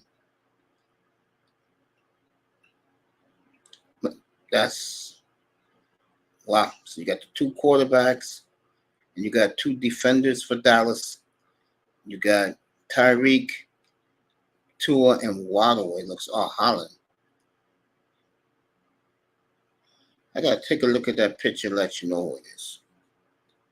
I think from what I can remember, I think that's Jalen Waddle. I think. Let me take a look.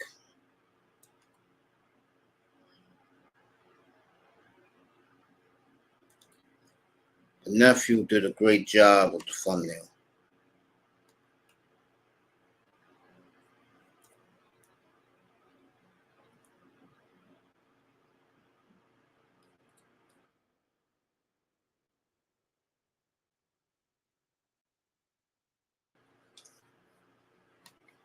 Let me see.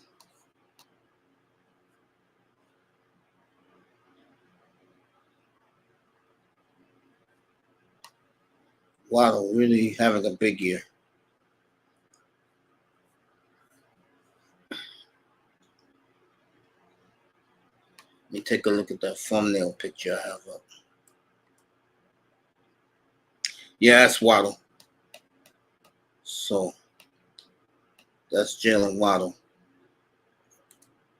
So and that will be Sunday, folks. Apocalypse Now.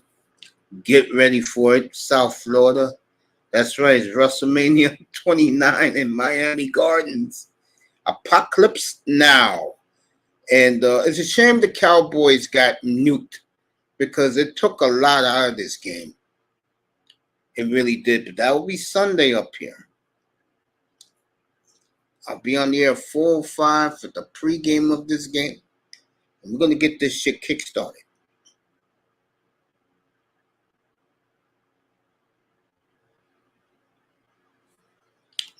Monday night. Let me do this game here. I'll find the Legacy Boys for you, Mr. Knight. I'll find it.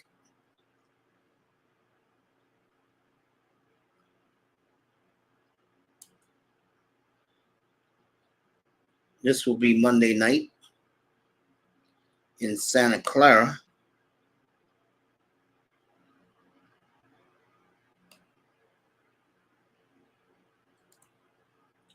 There you go. Balling with the Stars. That is Monday night.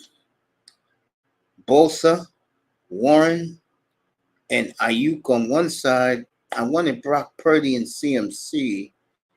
And on the other side, you got Lamar, Humphrey, and Zay Flowers. So, and that'll be Monday night, Balling with the Stars. I'll be on here at 8:05 for the pregame and the watch party.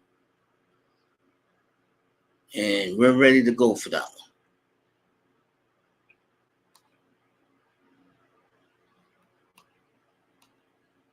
So we're going to have two great ones Saturday and Sunday up here.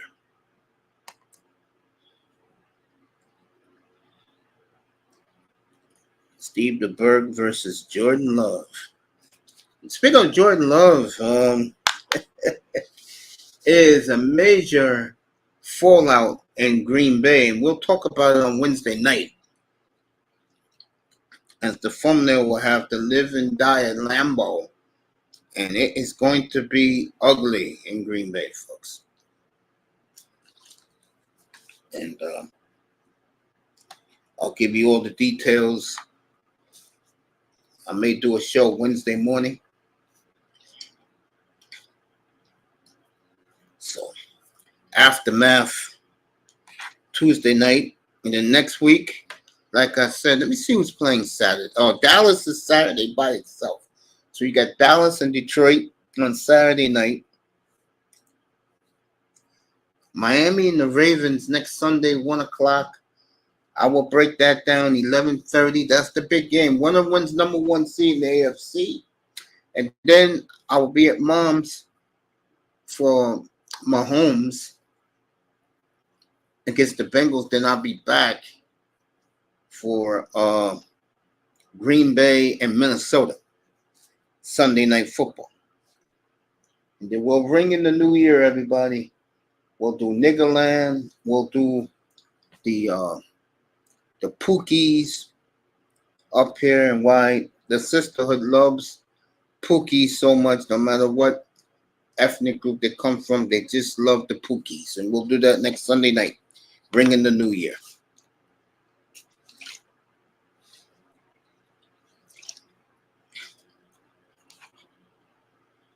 So 305 up here in 10. And we'll celebrate the birthday for this man. Have a good time with it.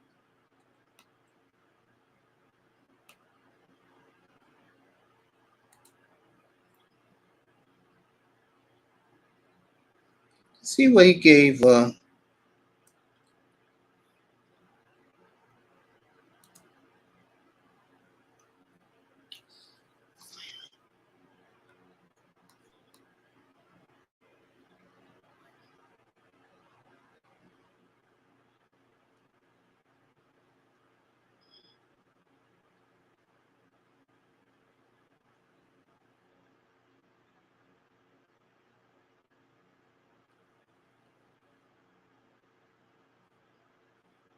Christian McCaffrey. And this is why he's a great guy. He comes from a great family. His father, in my opinion, should be in the Hall of Fame. 2-time Super Bowl champion. Him and Rod Smith, one of the great combinations. They didn't get the love they deserved. If they wouldn't have got upset by the Jaguars, they would have been the first team in the history of the sport to three-peat. In my opinion, they were three-peat. And if that would have happened, boy, the Cowboy, the triplets would be a bunch of nobodies right now.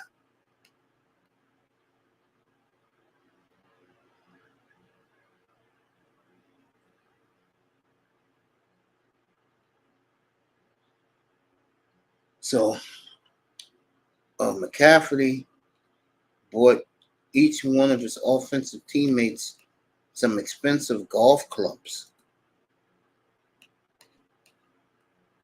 and golf bags.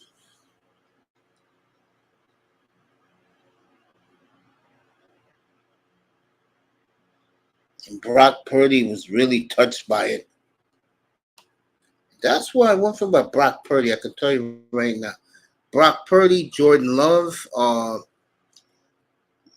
let me see who else. Tua. One thing about these young guys, they are some good people. They are. I mean, like I said, Wednesday night, it is a joy to watch Jordan Love every day. It really is. It's just, and the main reason, I'm not going to say up here and sugarcoat it. I'm just come out and say it. When you're not a fan of the team, but you love the player, You want to see the player do well, but you have to live and die with the team. You really deep inside don't care about the team, but you have to live and die with it. And sometimes it's not a good feeling because you want to see your boy do well. You could care less about the ineptitude of the defense. But if it's bothering your boy, who's the star, he's not the star of the team, but he's getting to that point. Um, but we'll do it Wednesday night.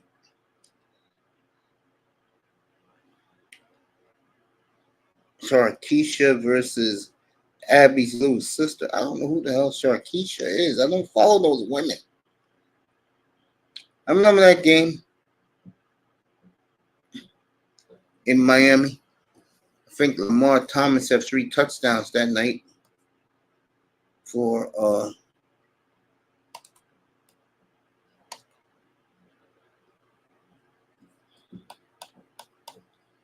but you could tell, but that those guys I just mentioned, Purdy, Love, those guys are good people, bro.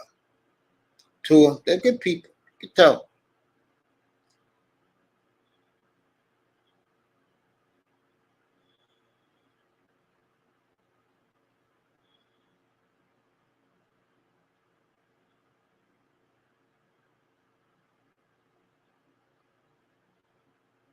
So, all right. Birthday boy be up here in a couple of minutes.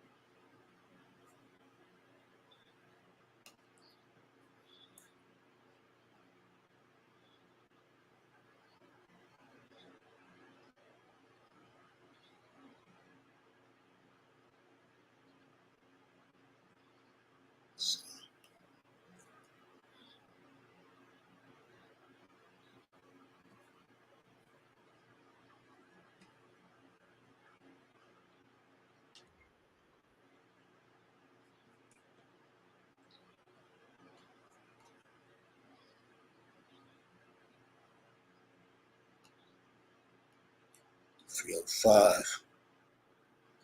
Back.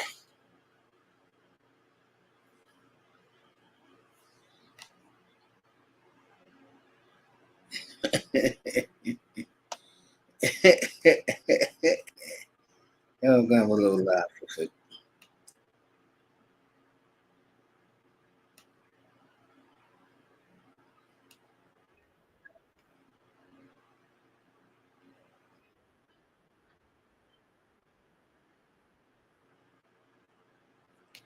So 305.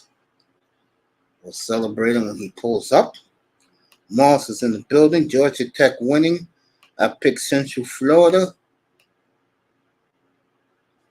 Not me. I had Jacksonville State. I got it at 2.5, and they covered in overtime.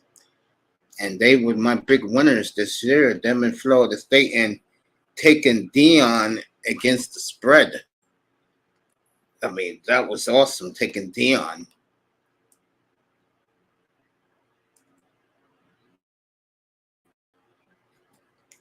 Moss is in the building. And as soon as the Playboy is ready to pull up, then we'll say happy birthday to him.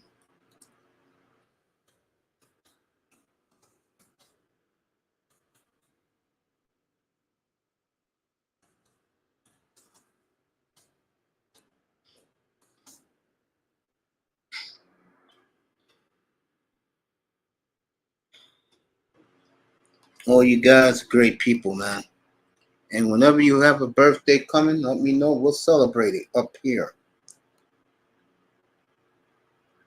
Bruins were not ready for Winnipeg tonight.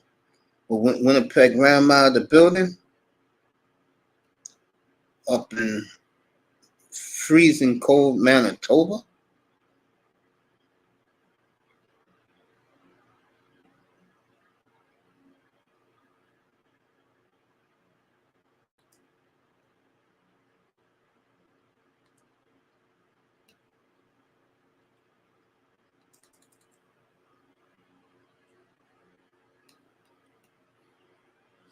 Paul Smalls ready for Arsenal and Liverpool tomorrow. I'll probably pull up in the room depending what time they get. I think it's 11 o'clock my time.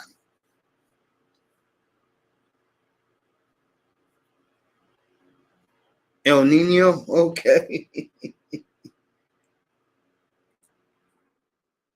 Moss is the man. More Sports World in the building.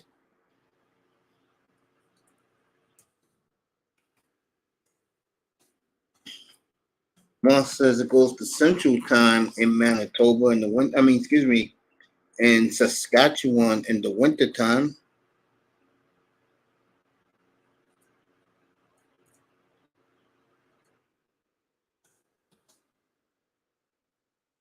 Tell you, Jordan Hyman's pumped for that game tomorrow.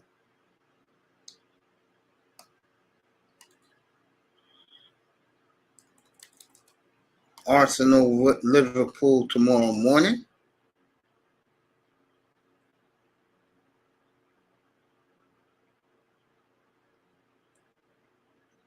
Okay, 11:30.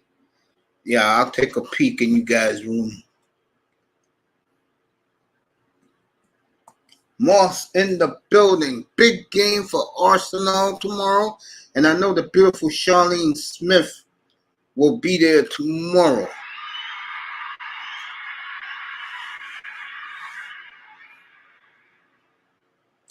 Damn, Winnipeg Winnipeg is good. Hey, Moss, real talk. Winnipeg is playing good hockey right now. All right. Thank youism. He sent me a thank you and Merry Christmas. I'll hear him back up later tonight before I close my eyes.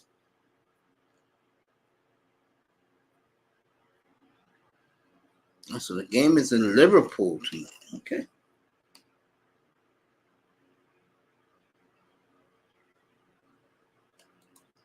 Melina will be there, of course, giving her opinions.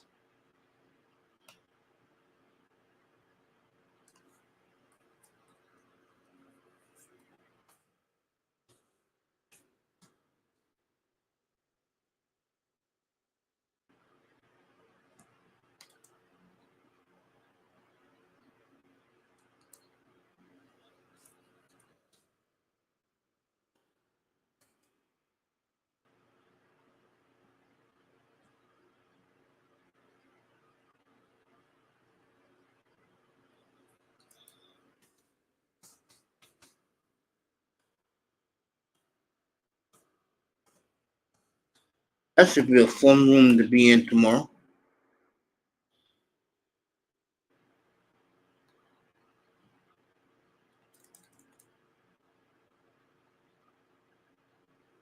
Yeah, Jordan and his boys. Him and his two boys, all they do is argue about the Premier League all the time in La Liga. I mean, that room gets pretty damn tense for three guys. I'm not joking. That room gets a little tense, bro.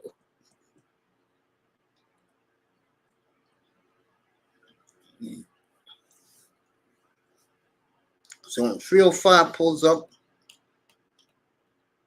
we'll have a little special thing for him, and then we'll talk for not that long, and then I'll see you all tomorrow morning. Well, maybe we're going to be here a little longer. As Mr. Miami's going to have a special guest for his birthday tonight. What's up, Tess? What's up, motherfucker? 305's birthday. So, geeky ass nigga, happy birthday, yo. Yeah, he'll be up here in a couple. What do you think? What do you think about this for Monday night? I think you'll like it. Showdown. Instead of dancing with the stars on the Monday night, is balling with the stars on the Monday night. Oh, that's gonna be the game. Now, shots have been fired for this guy. I talked about it earlier. Lamar Jackson not happy that everything is about the Niners and the Ravens are getting no respect. I think he's tired of the Brock Purdy talk. Everest, ITES and 305 birthday. Also, yeah, Jets Shifley always good, but there's sniper American Kyle Connor got hurt, and Danish Nikolai Ellers and Lowry and the Jets playing now. Yeah, I know Winnipeg. Trust me. You know me, I follow it. Big ups to Mr. Miami, the legend. Hope you have a great and wonderful year. And 305 is here, the birthday boy. And got a little something for him for his birthday tonight. ITES is here. I'll make sure ITES says something to gangster to make him laugh. What's up, everybody? How y'all doing? What's up, bro? Laugh. So 305 from me, from all of us to you, buddy. Here you go.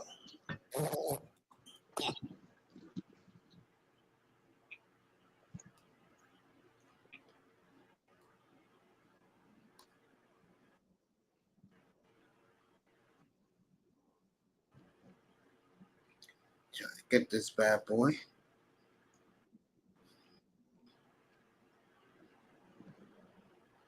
If not, I'll get another one.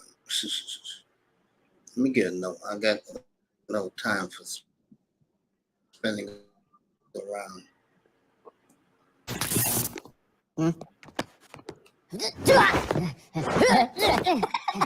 Narito na.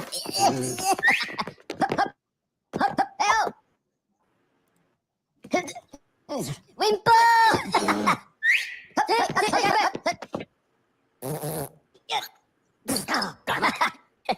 Okay, pivotara.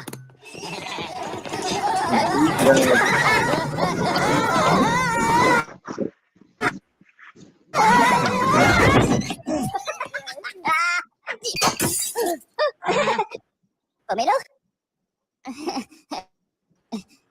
Your birthday. It's your birthday. Happy birthday.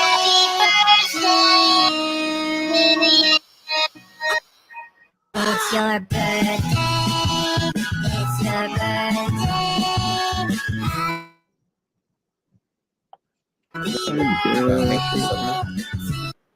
I don't know what that's in here. Let me see this one. Gay ass shit you got going on, man. Hey, you got some fucking weirdo shit going on. What the fuck is that? That sound like some Japanese shit. Yeah, this is better. Go ahead, sing it, goddamn. Happy birthday to you. Happy birthday to Hang back, crazy. Happy birthday to you. Let me get these right there. To you. We get it, bro. Yeah, I got that shit. Time to This turn is up crazy. tonight. Gonna Rolex Everybody's in the building. laughing. Nicer is 305's birthday tonight. What's up, Nicer? Nicer in the building. What's up, Sister Nicey? I saw DJ Kuda the other morning. I couldn't help but crack up. I tell you, that manosphere is falling completely apart, bro. Thanks, Brother Kane. Be back. It's your neck of the woods. Yeah, man. Saying what's up to Nicer in the chat. Let me get Canes in here. Let me say back to nicer what's going on. Man, let me tell you, have you ever seen a game that has lost so much luster? Just 305 Kings, Moss in the building. Then this Dolphin game, bro. What you mean? No one cares about it no more because people think Dallas is going to get blown on Sunday, bro. What's Pause. up? What's up, Canes? I see you, family. What's up, brother Kane?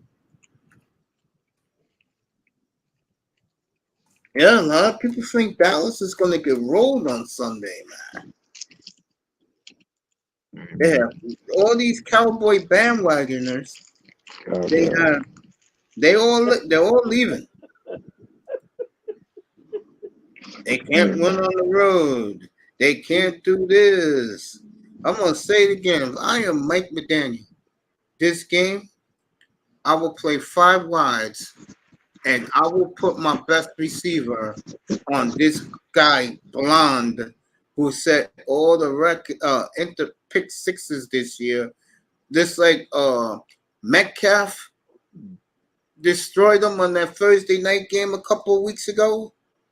Yeah. What the hell you think Waddle one-on-one's gonna do to him, bro? You gonna smoke him? I wouldn't do that. They are scared to death. Miami is going to blow them off the planet, and I think they will. You got Bolstered, who has 20 touchdowns. He just broke Ricky Williams' touchdown record. Run the shit out them. You ain't see what Buffalo just did. Dog, Josh Allen didn't throw the ball at all, and they blew their ass out. Run the shit out the ball on their ass. And the Dolphins have a top 5 rushing attack this year. Why are you going 5 wide? Run the shit out the ball, bro. You know why I would go 5 wide? I'm gonna let Nicer say happy birthday to 305. You know why I would go 5 wide? Because if you really want to blow Dallas out, you do that, bro. You let Tyreek and Waddle destroy their 2 corners because you can't cover 5. You can double one and Tyreek, you could triple Tyreek. He's still gonna catch the ball. What's up, Nicer? I know you got something to say to our birthday boy tonight.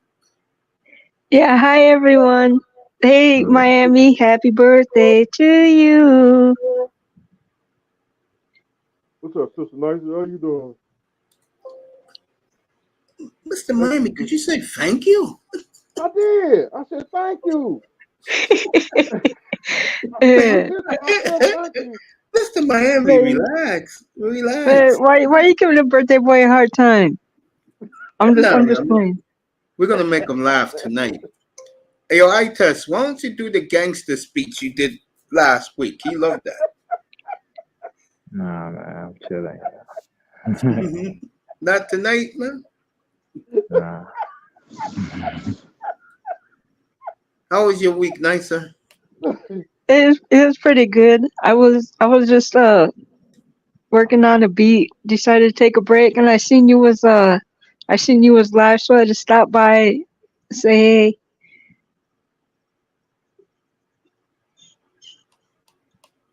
You there, sweetie? Yeah, can you hear me? Yeah, we hear you, yes. Oh, okay. Yeah, you Thanks, said you brother, want to Arthur. drop by. Just to say, I'm glad you did. It's nice to, we don't see each other anymore like we used to. You know what I'm Yeah, I saying? know. I think it's because it's the winter time here that's got me more focused on making music since I'm stuck inside and I don't want to go outside where it's really I don't blame you, insanely bro. cold. I don't blame you, baby. I wouldn't want to do it either. Yeah, What a man. cat. 69 degrees out here, bro. It's cold as Yeah, hell. and you're complaining that it's cold at 69. Man, I got 4 Nah, sweaters on, bro. they spoiled down there with that weather, man. But how was y'all's week? My week was quiet. Go ahead, birthday boy. How was your week? Today was pretty good today. There you go. I mean, I'm just Well, glad to we be made it to alive. Friday. That's Yeah. it. That's all I care about. Ready for the Live to see weekend. another day. I got an Another year. all-star cast up here with Nicer, Canes, Itus, and of course the man of the night, 305. And Spoiled by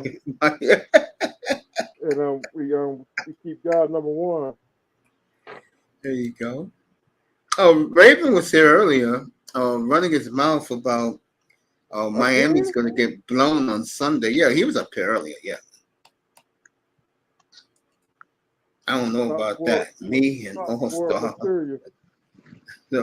Don't give me that much credit.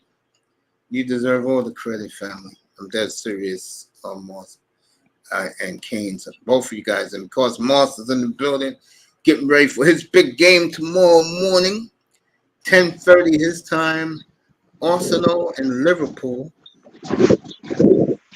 Cuz, let me ask you this, because I got you up here, family. What do you think is the key of you guys beating Lamar on Monday night? All we gotta do is keep his ass in the pocket, build a wall, let Fred and them boys cover down the middle about 15 yards, and let them just watch everything in the flat on the outside. Odell ain't beating them boys, man. Odell, Zay Flowers, man, they ain't never been hit by Fred Warner and Greenlaw. One good hit, they're gonna stop all that dancing. And then there you go, Lamar. He gonna sit back there, running around, trying to look for somebody to throw to. Ain't gonna beat nobody, and then eventually, Bosa or Chase gonna get him. That's how I see the game going, bro. Lamar gonna be running for his life, and he gonna run into sacks. There you go. On offense, you already know what them boys gonna do. It's gonna be touchdown, touchdown, touchdown, touchdown, game over. Like, damn, dog, they do that shit to everybody. I think the Ravens throw a lot this game, find holes in the defense for the playoffs. Okay? Bro, ain't no holes. Tell me a hole. Road, morning, and bowl games and Premier League soccer on Boxing Day, too. The American team has been stacked the last decade in hockey. Ain't no hole on the 49ers team. They could run the ball, they could throw the ball. On defense, they're gonna hit your ass, they're gonna cover, they're gonna take the ball, they're gonna sack your quarterback. Right. Where the hole at? The coach is top notch. Well, I know this. And them boys don't give a fuck, man. Roquan Smith is another one that doesn't like all this McCaffrey talk. You ain't gotta like it. You gonna respect it though. You ain't gotta like it. You gonna respect that shit. After that shit roll over you, you gonna be like, okay, now I know why them boys getting all the love. 5 points. That's being nice. That shit shouldn't be 10. You coming to us. Nigga, we've been waiting. We've been waiting since 2019. I ain't forget about the Ravens. They think I forgot. That year they beat us. We went to Baltimore. They were the top team. We were the top team. We went to Baltimore. They beat us. I ain't forget that shit. Payback, motherfucker. Payback. Scratch them off the list. We collected all the birds. After we scratch them, we're going to collect all the birds. We done collected an eagle. We collected cardinals. We done collected a fucking Seahawk. Now we need to collect a raven. Put that bitch in a cage. Never feed That's it. funny. I'm trying to They tell got you. the, what you call it on Instagram. They have it. That they got. I sent it to I test with all the birds being snatched up. And we collected the Damn. Cardinals. All the Cardinals. We collected them twice. We got 2 of those. We got 2 Seahawks. We got an Eagle. Now we got a little Raven waiting on.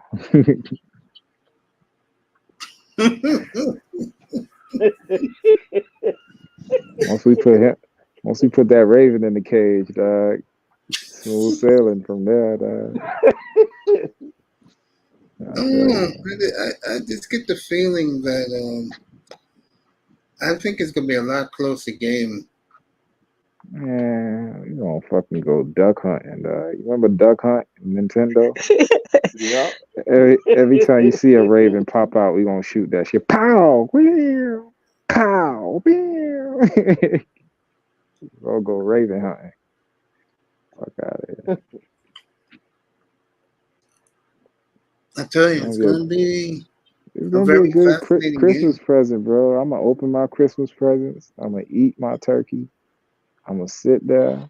I'm gonna have some ugly. I'm gonna have an ugly sweater Christmas pajama set on. I'm gonna watch the game, the demolition. And after that, you just laugh, man. That's all I do after these big games. And we blow somebody out. I just sit there, I laugh about a good 5 minutes. Then I go to the opposing teams. Because, you know, every team has a chat room. Yeah, the fanboy room, yeah. I go to their shit and laugh, bro. I go to that shit and just Niner gang. They be mad as shit. Get that Niner gang shit out of here. And it'd be hilarious because then you go back and look at their videos before the game and they be hyped. They be like, man, we gonna come out there, we gonna punch him in the mouth, we gonna do this, we the bullies, y'all ain't the bullies. Then after the game, it's fuck, I can't believe this shit happened. It'd be hilarious. My funniest is Lauro coming up here bragging that he always trolls the Panther room. I said, nigga, stop bullying the Panthers. Hey, I know them boys hurt. I know whoever, I know there was a guy, he used to troll the Dolphins about Justin Herbert. He used to come to the Dolphin rooms every time. He should have drafted Justin and just laugh. I know it wasn't me. It was probably Manzano. You know, he an undercover. Who knows? I tell you, if they don't get it done this year, who knows where he'll be next year? If they don't get it done, nigga, that shit over. Ain't he hurt? That whole team hurt. Keenan Allen hurt. All them bitches hurt, bro. Like, that shit over with. The coach is gonna get fired, or he got fired, right? He got fired. Yeah, he got fired. Didn't Brandon Staley get fired already? No. He's not talking. No, I'm not talking about them. I'm talking about Miami. If they don't get it done this year, I test Get what done? last week. Tua Me out and you of had to here, talk him bro. off the ledge. Listen, man. If Tua, it's 2 quarterbacks in the NFL. I don't give a fuck what they fan base say. And I'm part of the Dolphins. I'm not a fan base, but I know what the fuck going on. I do too. If that nigga don't win a playoff game, he out of there. And even if he win a playoff game, they still looking for a quarterback. Don't think if Kyler Murray or fucking Justin Fields become available, nigga, the Dolphins are gonna be on top of that list. They might even pay Tua because ain't nothing else, but they gonna be looking, bro. I don't give a fuck about none of that shit, man. That nigga, the other quarterback is Dak Prescott. That nigga don't win a Super Bowl. Fuck a playoff win. He need to win a Super Bowl. Only thing might save him is if he get to a championship game and look okay, and it's not his fault. We smack the shit out of him because if he run up on us, if he run up on us, bro, we gonna put a fucking 3 helmets on that. So you might as well cancel winning that game, but he need to at least get to it and look good in it. He ain't gonna win it, but he got to get to it and look good in it. If he don't even do that, Dak Prescott gone, nigga. I get the feeling that I don't give a fuck about that MVP shit, nigga. Bro. Oh, that's over. It's They already said it's between Purdy and Lamar this Monday night. And No, but that's my point with him. You know what the shit nobody says about Dak Prescott? Look at the 2 years he balled the fuck out. His contract year, when he needed to get his money, when he bet on himself and everyone was like, oh, look at Dak. And this year, when everybody had him out the door. He only balls when everyone was trying to get rid of him. Then he plays good to buy some more time. Now, if people buy into this season, he could sit on his ass another 3 years before they get on his ass again. By that time, Dallas' whole fucking team will be fucking gone. They can't keep that team together. I'll say this right now. I get the feeling that Mr. Van Ginkel is going to put a couple of helmets on him on Sunday. Bro, he come out there slipping, bro. The Dolphins ain't no God. Quiet as kept. What I told you week 8. I remember who came up here. I think it was Canes. It was either Canes or Manzano. They were like, no, I think it was Manzano. He was like, why is Fangio's defense not looking right? And you remember I said Ramsey ain't playing yet. Wait till Ramsey start playing. You remember when I said that to him? Yep. Yeah. And now look at the defense. Ain't it a top 5 defense since Ramsey came in? Then Miami went from number 26. Now they're number 4 in the league. Look at this shit. So now you got an offense that scores 70 points potentially, and a defense that's top 5. I said that the whole time. I said, bro, they got a top 5 offense and a top 5 defense. Only the 49ers could say that. Yeah, they was talking about, they was trying to say today that Dallas offense is number 2 and Miami's number 1. But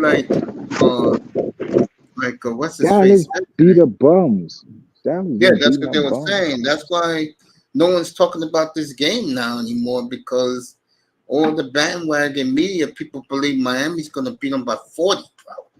They are so scared of Miami about to pop that champagne bottle and make Dallas the example. They just go straight to San Francisco and the Ravens now. It ain't that, though.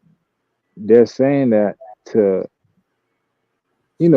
rock Miami to sleep, make them think Dallas is a wounded animal.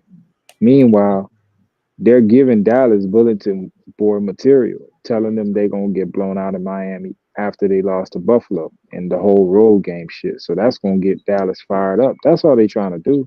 They want Dallas to come out here fired up and beat Miami. They do, yeah. So Miami need to come out and not come out half-stepping and reading press clippings, bro. Fuck what the media saying. These niggas coming in to whoop your ass. That's so the you problem. come in there, bullshitting, bro. Miami is reading their press clippings. No, they're not, because McDaniels told them, tell everybody go F themselves. Because they know that's what let me put it this way. The Miami they're saying it about both teams. They didn't beat nobody and they ain't beat nobody on the road. So if you really want to look at this game, if you look at this game, it's basically two teams that are in the beat the shit out of sorry teams bowl. Which team is better at doing it? I just need, you know what I'm saying? I need my Dolphins to do me this favor. I'm going to do them a favor. Beat the Ravens. I'll beat the Cowgirls.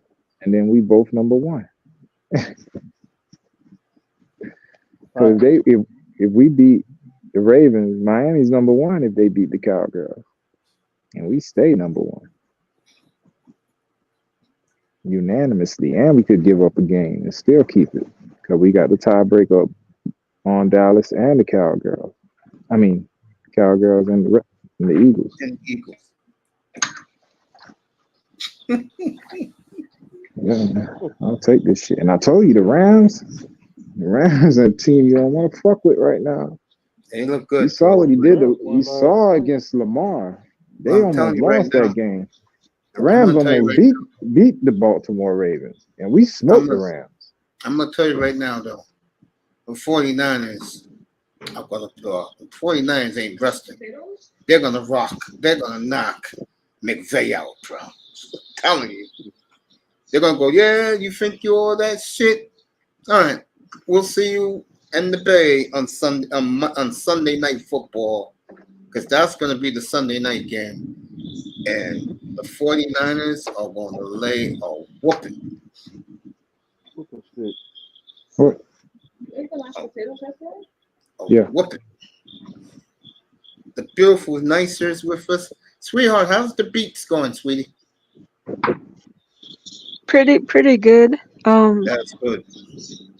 I'm almost finished with this one. I just gotta throw some piano on it. I'm in the mixing stage right now and make sure that the levels are right on all the Yo, tracks, so it sounds good when it's I mean, finished.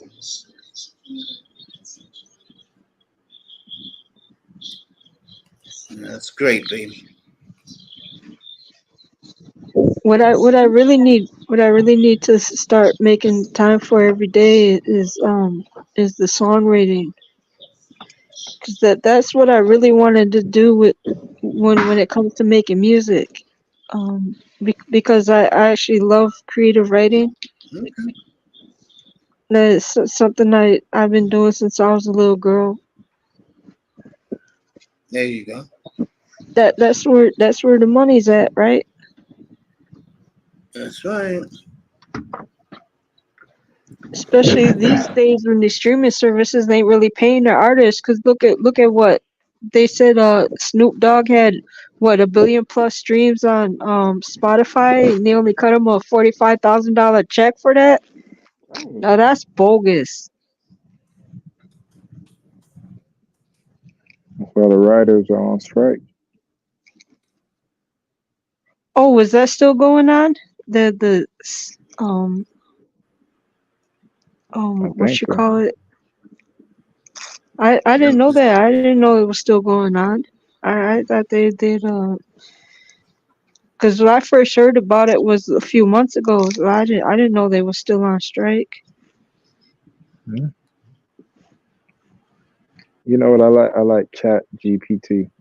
I be writing stories, all kind of shit on that. You know, Chat GPT. You know what that is? I've heard about it. You basically give an AI computer an idea, and it'll write a whole story, a song, everything for you. So See, I that's don't know about that. I'd rather these the songs and things to come from me. You know. no, but it gives you ideas because you'll blurt out, like, let's just say a sentence, and you can get an idea going. You may not use it, but it will just get your creative juices going. Oh, yeah, I see what you're saying. It's like more like on the brainstorming side of, right? Exactly. It doesn't do it Where for you. It's just like guide you or whatever if you get writer's block or anything like that. Okay, I see what you're saying. Yeah. you feel me? Like, let's say I wanted to write a story about football. I'll be like, okay, you know how we brainstorm when we're writing stories. We write like a main idea, characters, uh, place, time, what's going on. You feel me? We start writing those type of things down. Imagine just saying it to the computer, and it just sorts it out for you, and it'll do its version, and you could continue with its version and put your own twist to it, or you could just use it as, okay, I know what the characters are. It kind of puts the characters in their realm, and you can kind of go from there. Okay. Yeah, I see what you're saying. All right.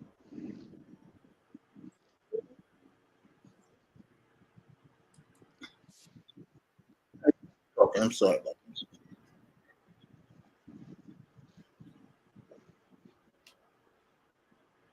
No, So keep what's talking. up, 305? How you celebrating? What you drinking, man? Got Oh, the hen nigga. dog, got some Go back Budweiser. over. About to You sip guys on can the keep Cuba. talking. Who fell off? Canes fell off? Okay. Yeah.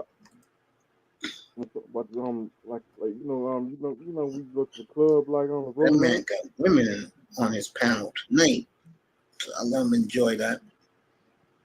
Who's that? All right, family. Appreciate you.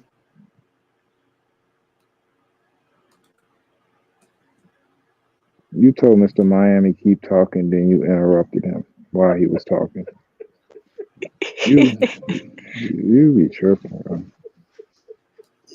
No, I just wanted to wish my man John the analyst happy holidays, and he got his phone on tonight, so women are calling him galore. So I'm enjoying it. Y'all New Hey, York kid, niggas weird, bro. what do That you nigga mean? he just you saw how you just bypassed what I just said? Like it didn't What did you happen? say? I didn't hear you. I said you told Mr. Miami to keep talking. He started talking, then you interrupted him and said he got a lot of women on his panel. And just kept going. I'm like, what the fuck is You know, the sad thing is, I passed that in my mind. I apologize to 305, but Keynes wants me to do something. So, you ready, 305? So you just be Yeah. doing 10 things at one time in your head. All right, let me get this ready for him. Shut up. He told me he likes when I do that to you. So. Coach makes you think me up in 1971, 72, 73, 74, Yeah, 75. man. Yeah, I apologize. I never picked you up, baby face Fenster. I knew you like that. Apologize to everybody in the back because I'm doing like while I test is right. I got like 4, 5, 6 things on my mind as everybody's talking. That's why I'm letting everybody talk while I take care of what I'm taking care of. MVP. He one I of them like that niggas that conversation that just I talk. test and I like that conversation with I test and Nice was having about doing your own you call that shit? The Nah, chat it's a GPT yeah, thing. it's a program. You could download it. Yeah, I was listening to that tightly, so you guys, I so sadly apologize. That was fascinating listening to you and Nicer exchanging ideas. Mace, what you doing? You cooking a steak right now, bro? I ain't cooking anything, man. You know what it is, bro? Honestly, when and I'm gonna be honest about this, when people are having dialogue, I let them have the dialogue. If it's something that's fascinating to me, I listen. And you But drift off. while I'm listening, I'm checking around to see like people who I know if they're on right now. He was on, so I just wished them Merry Christmas, and he wished me Merry Christmas. And the chick said to him, "Who you talking to? Your boy? Or you talking to me?" So I let it go.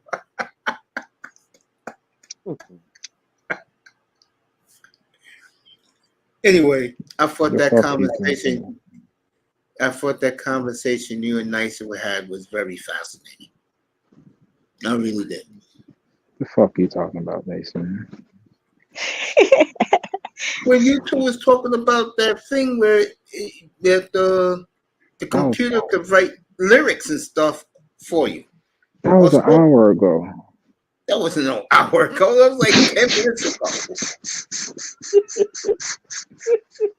And I'm wide awake now. I got people up here. Oh shit! Shit, I like fucking with this nigga, man. Hey man, when next time you going to the chicken box, yeah? that's gonna be a while, bro. I will Man, say this: please, they opened nigga. up this new Texas fried chicken spot, Oh shit! You were and first in line, huh? I was there the other day. It got me a Yeah, nice. all right, no. Hey Mace, go tell them chicken box people to come open up a spot in Minnesota. They make a killing. Delivery. The All we got Somalians, here really is like Popeyes and KFC and Chick-fil-A. That's it. the Damn, Somalians ain't Popeyes in Minnesota. I didn't know Popeyes traveled all the way over there. Yeah, we I know got one. Popeyes. You see, that's the thing. I remember when Popeyes. When did you always grew up with Popeyes, like your whole life? Nah, when I was growing up, it was this KFC, and then Popeyes came along. They bought a bunch of KFC businesses that or spots like mostly around St. Paul that they had gotten out of business because the guy who owned like 10 KFCs, he ended up filing for bankruptcy, and because he did that, they had to shut down on KFCs, and Popeyes took over them. And then Chick-fil-A came along. I don't know, maybe like 10 years or so. Okay. 10 years ago or so. Yeah, I remember when 2000. Popeye was just in the South. Yeah. 2003, Nisa. Cause I saw the story about that. But when it went Popeye- corporate, and the chicken tastes different. I remember what the original Popeyes, man, Yeah. that chicken used to be good, bro. Hell My shit, yeah. man. But I remember that shit as a kid, fool. But then, as I got older, I started going to Popeyes as in college. I was like, man, this chicken don't taste the same, bro. Kentucky Fried Chicken, forget it's trash. Nah, but I stopped going to them shits all together, bro. Like, I don't go to no chicken place. I go to either Publix. Yeah. Lovely. Or Family over football any day. Chef Creole. Yeah, I don't even go to them no more. I go get they fresh comp fritters. Yeah. Yeah, that shit is on point. I ain't had none of that in a minute. I could tell you something that I think is still a nicest way that is a staple here where I live in the PX. White Castle. Oh yeah, we got them here. Yeah, Yeah, because it's from Minneapolis. Yeah, we don't got White Castle. White Castle's the shit. Gone. That was my favorite movie growing up, man. White Castle. Yeah. Man. Shit, I made 20 a couple of weeks ago, just walking down the street. Man, I'm talking about the movie. You ever saw the movie? With Kumar? Yeah. Damn, that movie was like 25 years ago, bro. Yeah, man. That was shit. I'm a movie. That was a funny movie, though, I will admit. I watch everything. Name a movie, I probably done watched it twice. I grew up. Are you serious? I'm dead ass serious, bro. That's why I'm such a streamer. I don't need TV. TV to me, you wasting at least, bro. But think about your time. If you watching TV, at least 5 hours of your life is in commercials per watch, my nigga. Like, that shit adds up. You're into something and then you gotta wait for a commercial. Streaming, I ain't gotta worry about commercials. So I streamed. I don't need fucking TV. Well, let me ask you a question then. Yeah. The less TV, have you realized the less TV you watch, the more your mind is focused on what's around you? Oh, I always been sharp, but when I cut TV, I became more cerebral. Not cerebral, but it was like I stopped letting, like, you know how commercials and the news are kind of like weigh on your thoughts, even in a negative or mostly negative way, because they feeding you daily with all kind of shit. Like, they trying to sell you some bullshit. Like, perfect example. You ever been up late night watching TV, whatever station it was, and then they pop on like a Arby's, a Burger King, a Popeyes, and then all of a sudden you like, damn, I'm hungry as fuck.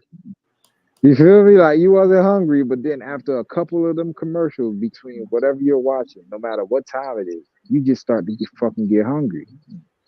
So I started noticing that, and I'm like, bro, I've noticed since I've let TV go, I don't, like, my thoughts are my thoughts, basically, is what I'm saying. Like, I watch what I want to watch. I stream what I want to stream. I'm hungry when I want to get hungry. You feel what I'm saying? It's like I let a lot of bullshit go that TV comes with. So I don't know if that makes sense. That's the point I'm making.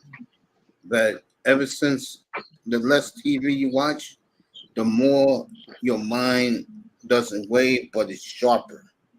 And then on top of that, it makes me like I'm into documentaries. I like learning shit, so I'll go look up like because I've always been to the history, so I'll go back into World War II and to shit in the past like how America was made, the cotton gin, fucking the Industrial Revolution, all that bullshit for like and when you got TV, you just be watching fucking NCIS all the fucking day, bro. Your brain not working. It's not learning. It's not operating, bro. It's not retaining Yep. information, bro. It's watching fucking Ice-T slick ass ponytail. Dog. Like, fuck that shit teaching you. Dog. Fuck that shit. It's true. Because Bruh, see, we're a what dumbed people, down society, bro. Like when you I really agree. look at it, we're a fucking dumbed down society, and now they're making the kids even more dumbed down because I send my kid to school for I don't know what the fuck they teaching this nigga. This nigga come home, you got homework? Nah, I ain't got no homework. What the fuck y'all ain't learning in school? Dog? I ain't got homework. Bro, that shit crazy, fool. So we teach them. I ain't gonna let this nigga go out there not knowing shit. I teach him. Fuck it. I ain't gonna teach him. I teach him. But everybody ain't like that. So we gonna have a bunch of stupid ass kids, bro. Like our kids already kind of fucking retarded, but the kids under them is fucking retarded. Like, bro, these COVID babies, they gonna be fucking. They trying to make them niggas assassins. They saying fuck school, nigga, go out there. I already see what they doing, dog. Hey, Yeah, you're right. even to this day, nigga, you remember back in the day, like right now, I could put a mask on, walk into a store, nobody gonna say nothing. With a hoodie. Cause they might think, oh, he's still probably scared of COVID. But I might just be in there to rob you. That's how shit kind of flipped. But back in the days, I would have stood out like a sore thumb. A hoodie with a fucking mask on.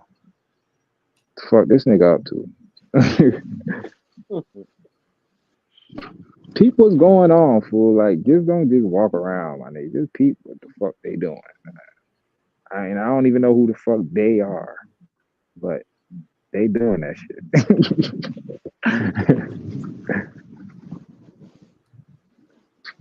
You're right Nigga, about that. you don't see on YouTube now to watch a fucking sports video. At the end of it, they got a Chinese person fucking doing arts and crafts. Where this shit came from, bro? That shit makes me sick, bro.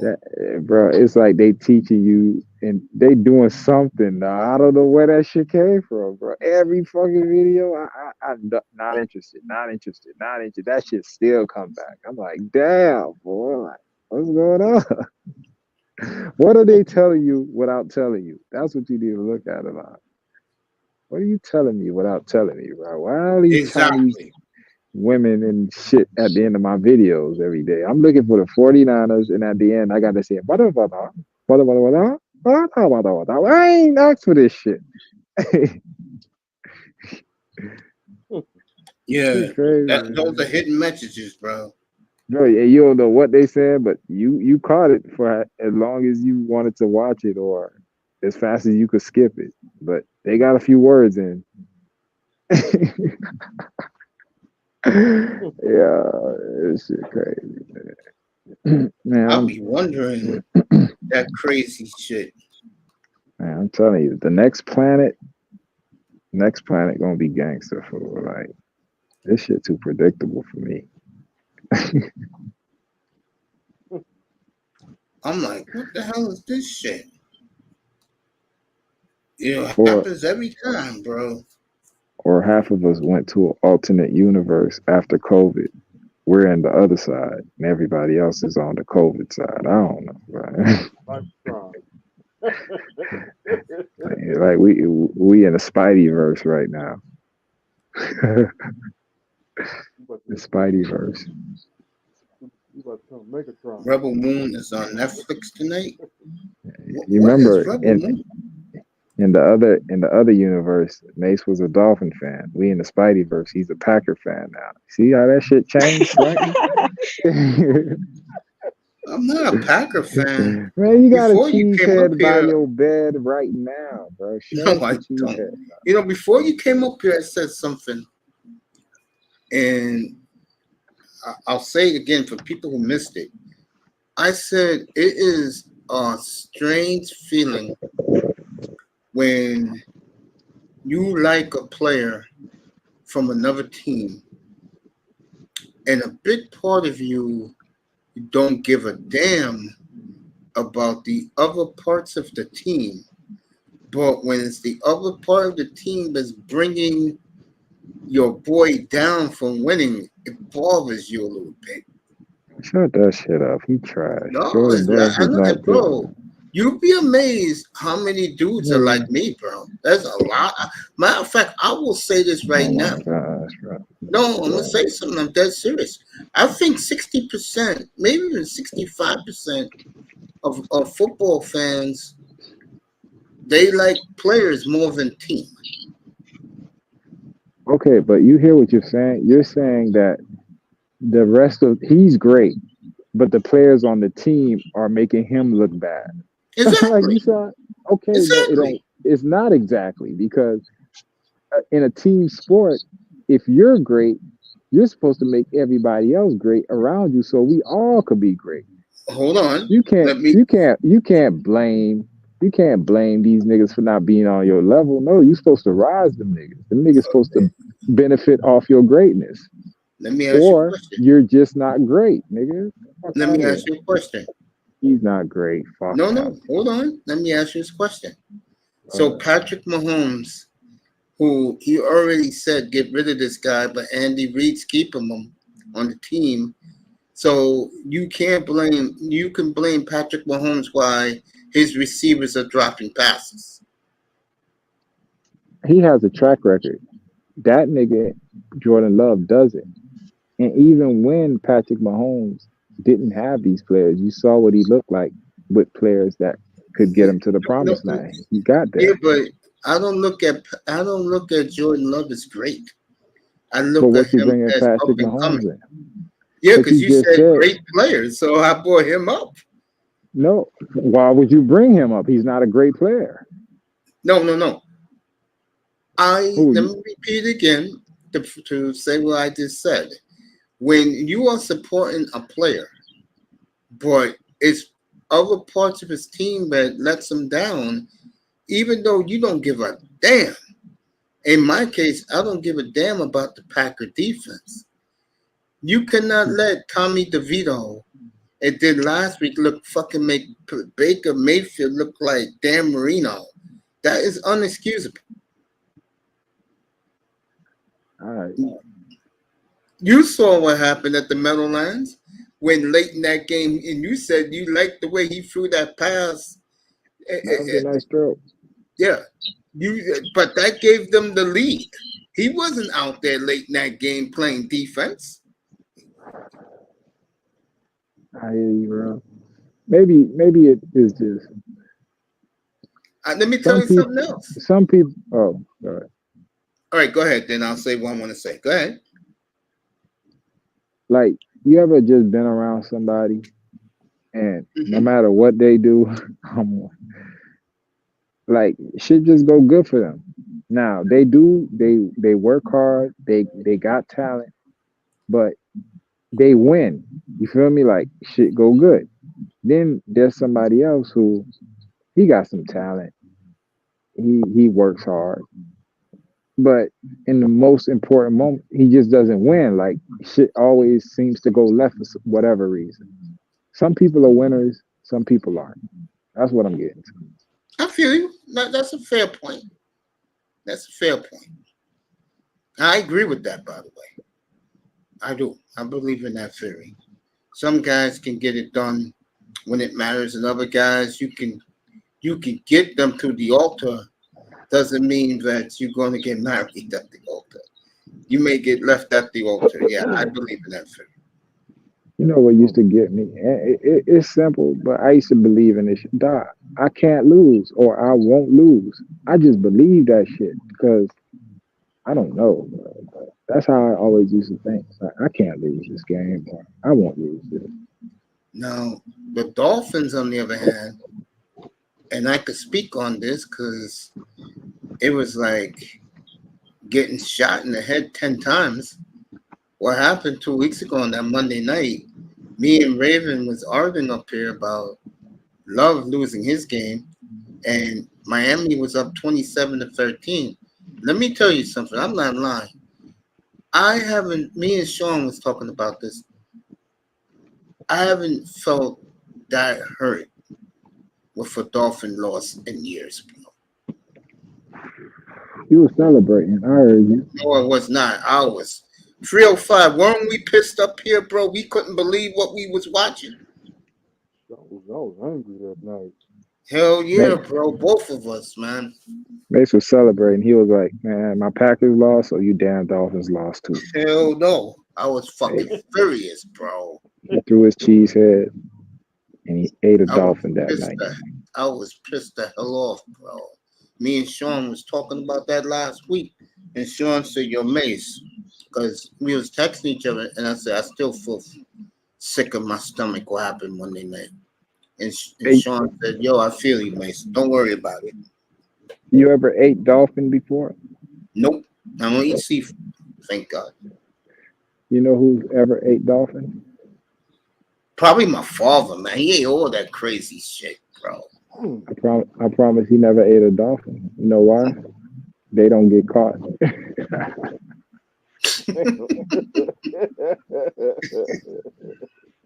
I had the honor, believe it or not, of rubbing a dolphin by his beak, and it felt so nice. Oh, I can't say what I want to say. Nice was up here. And they be but everybody used to tease me, making fun. I told you that story 2 years ago when the Dolphins went on a losing streak, and those chicks at the bar I go to get my wings, they were laughing, making flipper sounds. Even I had to laugh. Now Dolphins went on that winning streak. You made a If you had walrus the money, sound. Mace, would you get yourself a pet dolphin? Nah, Shit, I not at all. would. You Smartest would animal. Hell on yeah, Earth, smartest. yeah. Bro, and they could kill sharks. Mm-hmm. Come on, Dad. Dolphins are dangerous. People don't realize that because when they see dolphins, they think they're cute and cuddly. Yeah, they Dolphins think they're do cute. attack you. Dolphins do Yeah. attack you. Yeah. Anyway, They- I used to think kangaroos were cute, man. But kangaroos are mean. Yeah, they are. And when they kick you, forget it. you too. Oh my God, yeah. The Like kangaroos, they're like very nasty. I'm talking about they have an attitude about them. it's They like really do. it's like that with snakes. About them the cobras. Yeah, you're right, 305. One strike. Good night.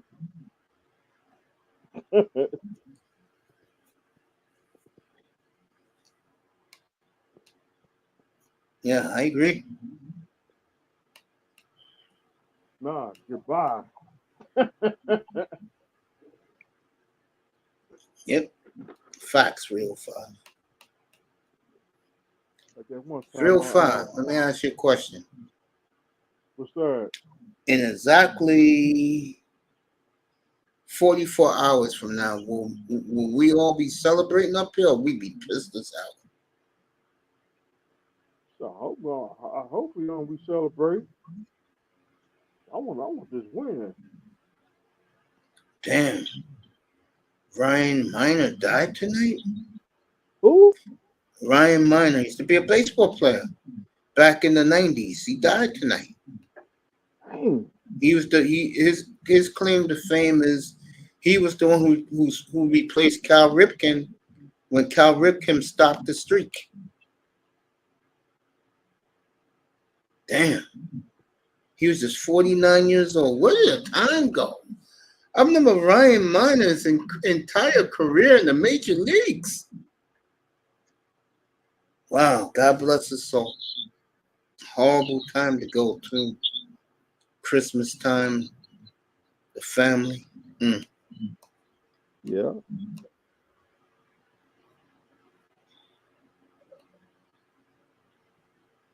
I'll be I remember honest. he went to Oklahoma. I remember that. He was very proud to be a Sooner. Dolphins, Died of cancer Chargers. tonight. 305? The Chargers waive Joseph Day. Is that defensive tackle from the Los Angeles Chargers? He got cut. Yeah, he got cut today. I'm glad, Nicer, that you're doing well. Yeah, me too. It's good to see you guys feeling a doing lot good. better? You feel a lot better now? Oh yeah, yeah. I definitely Okay. seen a lot of improvements in this past like week and a half. So what I did my Christmas present to myself this year, I went and got a new memory foam mattress. Oh man, I've been Mm-hmm. sleeping like a baby since I got it. Was that week and a half ago? I Feels definitely good, seen an right? improvement. Yeah, oh yeah.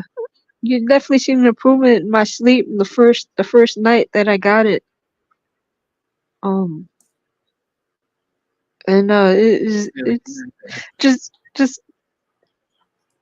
just that one little change boost has created such a boost in your energy. It's unbelievable. You know what I gotta start doing? Honestly, I gotta start sleeping in the middle of my bed. Because I got one of those perfect, sort of perfect sleepers. Yeah. Okay. And I only sleep on the left side. I can't explain why. Well, when Can't explain. you got a whole big bed to yourself. You can sleep any way you want to. I like to move around. That's just what I do. But what I'm saying is that the right mattress, when you get a good night's sleep, and how it improves your performance. Mm-hmm. When you wake up the next day, it's just amazing. I agree with you. I totally agree with you. That you're on point with that. You just feel a lot better. Right. I remember I used to when I was sick, when I had the cancer ailment. Excuse me, the kidney ailment. I was reading about Ryan Minor. That's why I said cancer.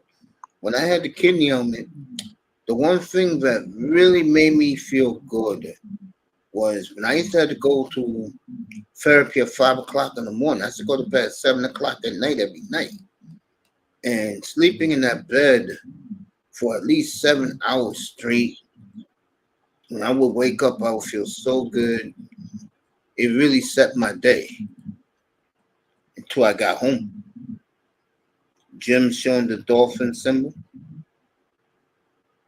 Well, see, mate, you got a very interesting story with that because that's okay. See, like when we first met in Kevin Samuel's chat, what 3 4 years ago, Yeah, was you yeah, still going through that?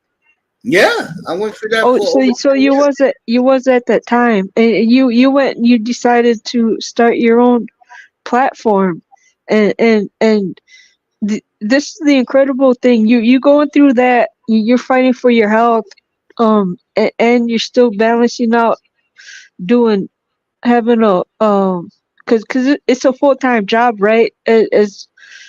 Yeah, As consistent as you are with your platform, it definitely is. It more than a full-time job. You're putting in overtime with this thing, right?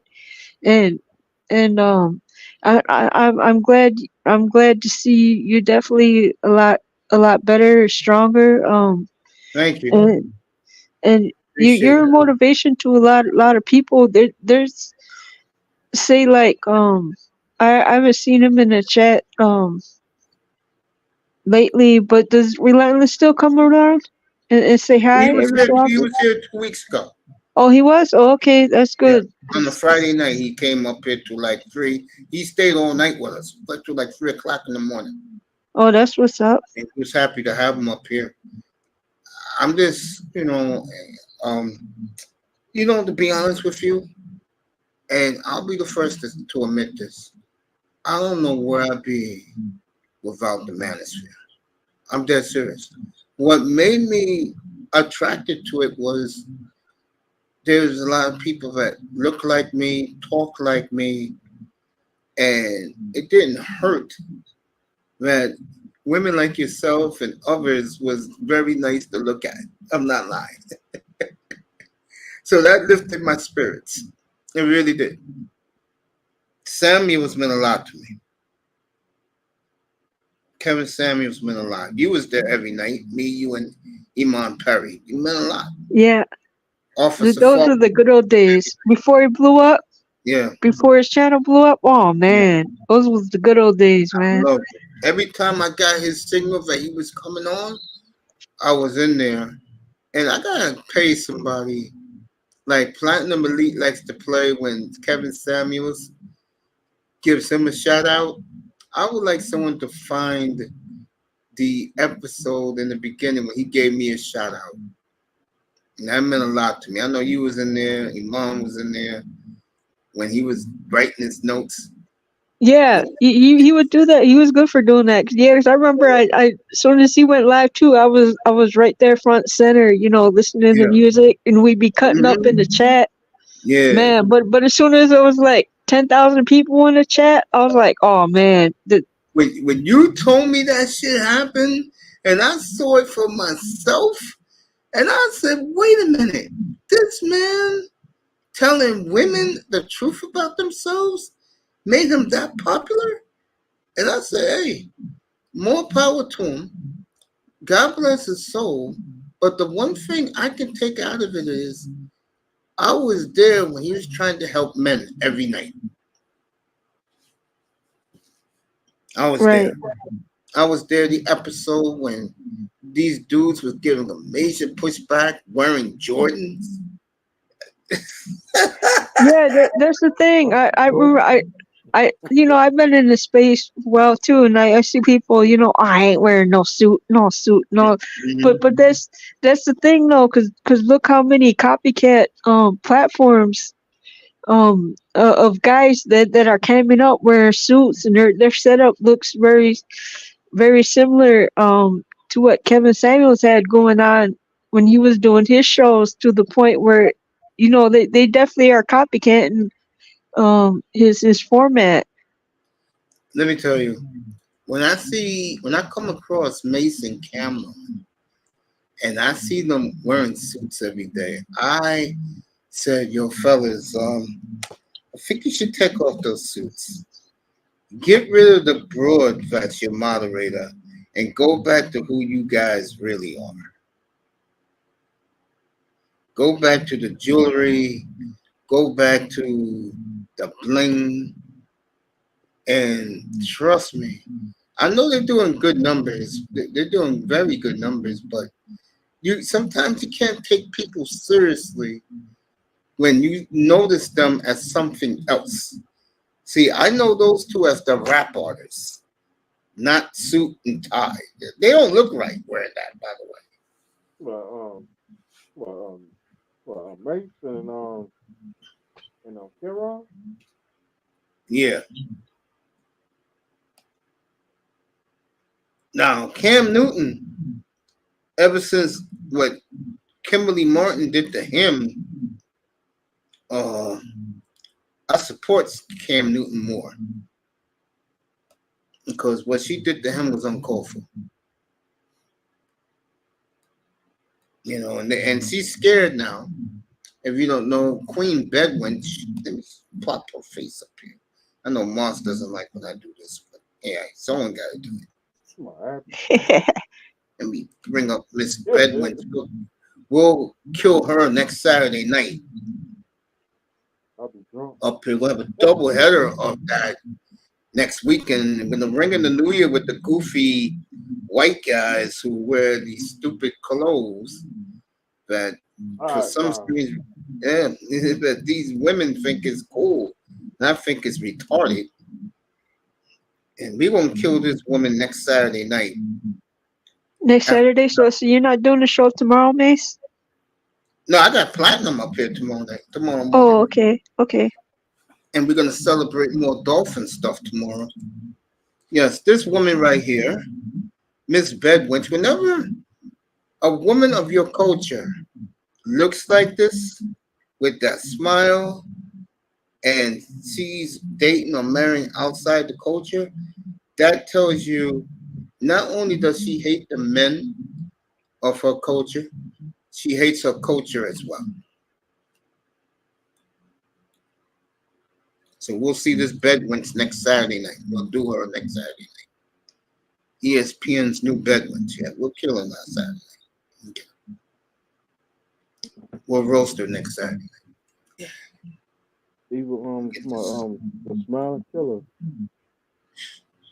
I'm going to bed early tomorrow, man. Get ready for Sunday.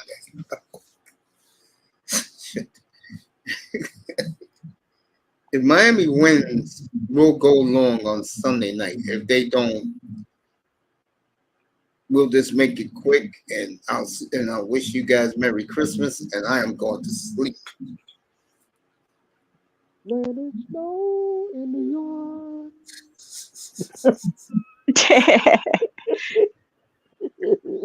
Nah, I ain't gonna rub it in because What's he singing? That song my voice, man. What's the name of it? Let it snow in New York. Let it snow in New York? Yep. Well, it is 28 degrees right now, so it's going to be a real frosty night here.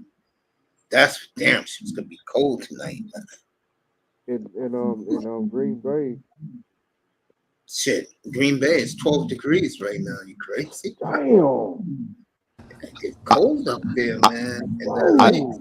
Hey, I just wanted to say what up though to everybody. You know what I'm saying? Happy holidays and Mason. I don't know what day your birthday. I know your birthday coming up one of these days. No, my birthday was 2 weeks ago today. 2 weeks ago? Oh well, shit. What's up, Tonight's 305 birthday. No, thank you, my brother. I just wanted to say what's up to everybody. I had a loss today. One of these people that I'm sorry to hear that, man. She was like a second mother to me, from one of my old Samoan friends and stuff. But yeah, I was over here crying today. I'm like, man, people don't know how much someone means to you. You know what I'm saying? You lose them, you like, dog, man. I just want to say, just everybody, just keep y'all people, whoever y'all love, man, keep them close, and because you never know. You never know. Bro. You never know. So I'm happy to be able to just come up to even talk to y'all, man. I never met none of y'all. You know what I'm saying? It's just a joy to me just to be able to fellowship with with a lot of y'all. That it does something for me. You know what I'm saying? And I want to just let everybody know I appreciate everybody. You know I what I'm saying? appreciate And you, man. I just want to, like I said, I want to see everybody win, and that's it, man. It got me tearing up right now, but yeah, I just wanted to say that. But yeah, man, happy belated birthday and happy holidays, I everybody. appreciate that, man. Thank you so much, and my brother. my prayers to you and your loss, and wish your little boy Merry Christmas. I don't know what you got him for Christmas, but I appreciate that, man. Hey, man, this dude no be problem. man, he's trying to break me, Mace. He's Damn, trying to spend all my money. I'm like, son, I damn, can't just keep spending all this money. damn. Really, man? He's trying to spend all your dough. Oh my goodness, I feel like a trick, man. But I'll trick on my son. I ain't tripping. I love that boy. He don't know. He has no clue how much I love him. But yeah. Jim gives his prayers to you, man. Jim's. I appreciate that. But yeah. Yeah, man. But I wanted to say something real quick to Nicer. She wondered how I did what I did back then.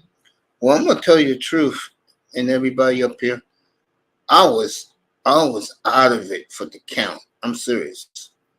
I mean, there were days I can barely get out of my bed, and I was coming from being blind for 9 months, between September of 2017 to June of 2018, and about a week later, I busted my spleen for another 9 months. Damn, Mace. So, Damn. it was rough on me for a while. Plus, I had to do the dialysis.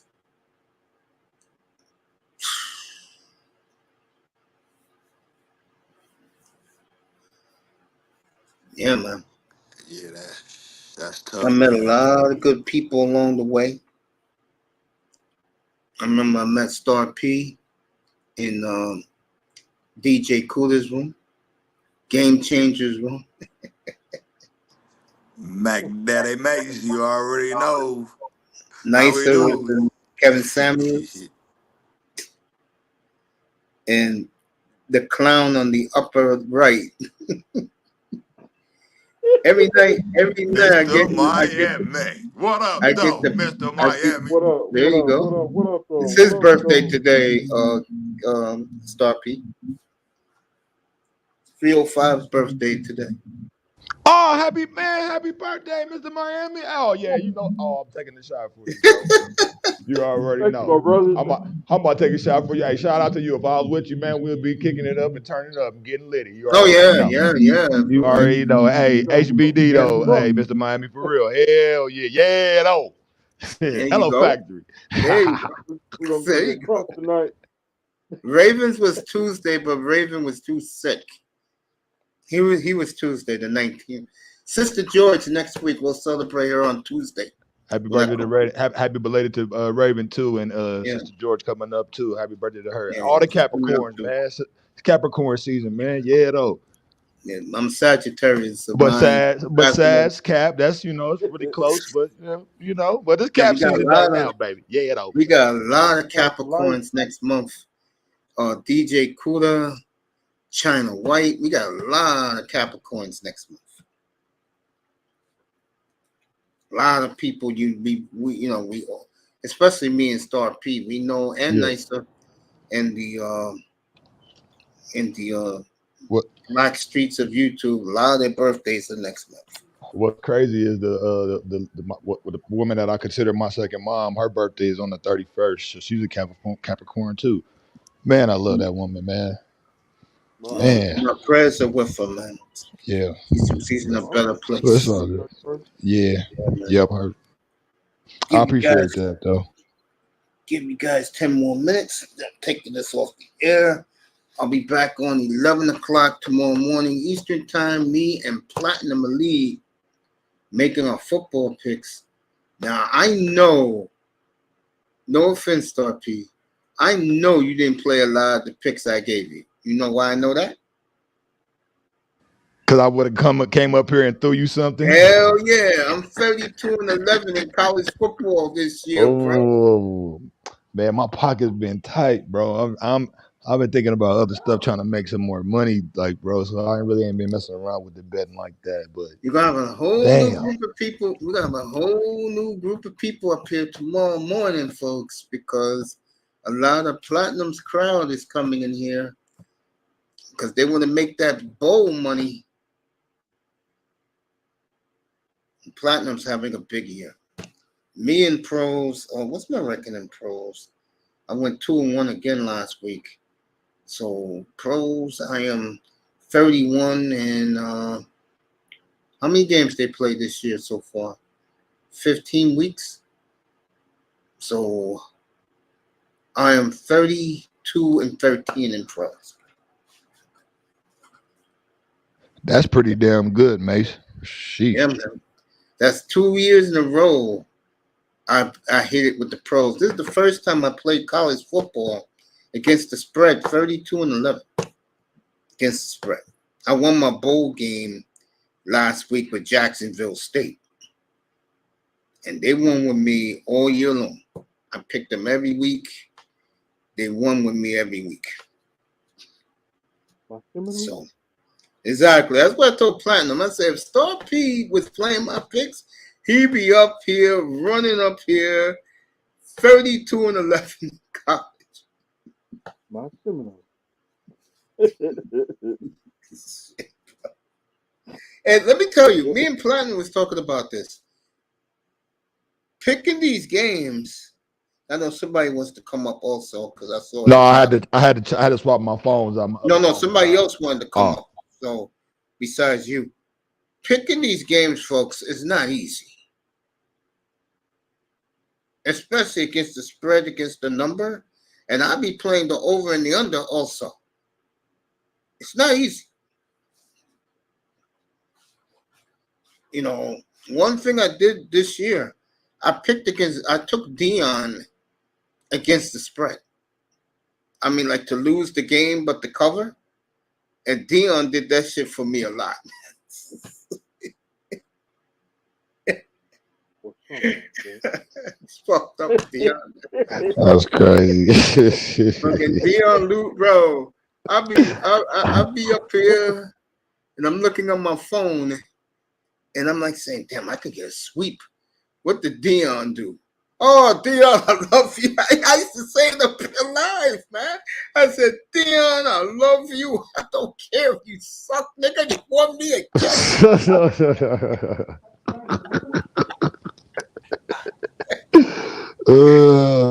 The plot was killing Dion all year long. Yeah, field day with Dion. Oh yeah, Platt talking mad cash against Dion. I'm like, dang, dog. Tomorrow, he's gonna change the stance. And Platt, I love you. He's gonna change the stance a little bit because Mike Tomlin will be coaching his last home game as Pittsburgh coach tomorrow. So I'll be talking about Mike Tomlin tomorrow morning up here. It's a damn shame that I think Tomlin is a great coach, and a couple of his receivers show him no respect. And like I said up here at the Platinum today on his platform, those receivers, especially George, whatever his name is, number 14, he won't be far behind. Because the one thing about the Steelers, folks, it's not by accident for 54 straight years they've been a good football team. Folks, it doesn't happen by accident. It's called stability. And when you get a kid come out of his mouth, it's George something, I forgot his name, the receiver. When you come out of your mouth and you say you don't respect the Steeler way, you are close to being out the door. Okay? Wow. You talk about disaster.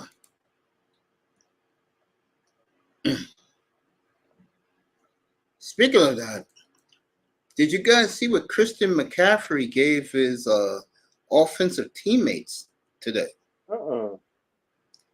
Like $40,000 golf bags, bro. I can use that 40 grand right now. I know, bro.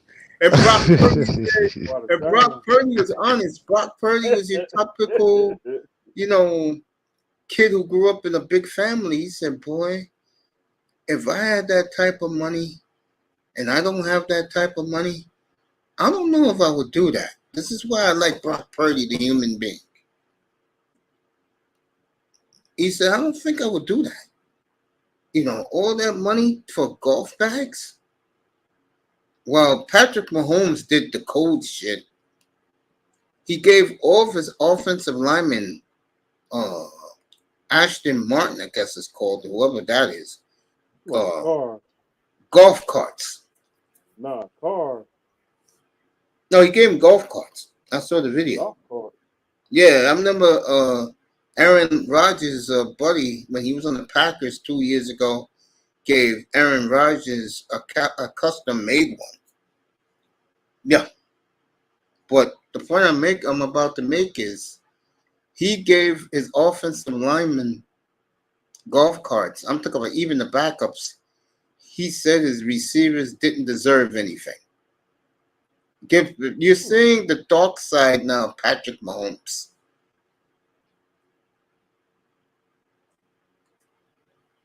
He wanted this guy kicked off the team, Condavious Toney, but Andy Reid talked him out of it. going to be it's going to be a fascinating off season in Kansas City, folks. Kansas City, Pittsburgh, Green Bay. It's going to be some places, folks. That Atlanta. It's going to be a fascinating off season. Dallas, another place where you're going to start hearing the rumblings if they don't get it done this year.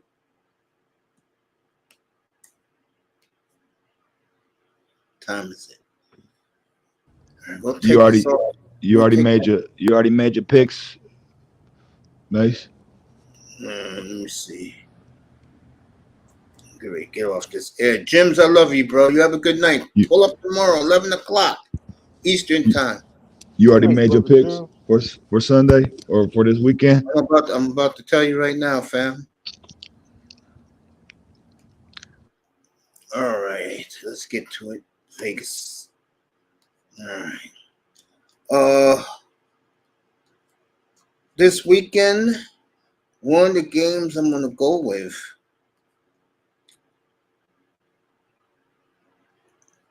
I'm gonna go the Packers -4 at Carolina.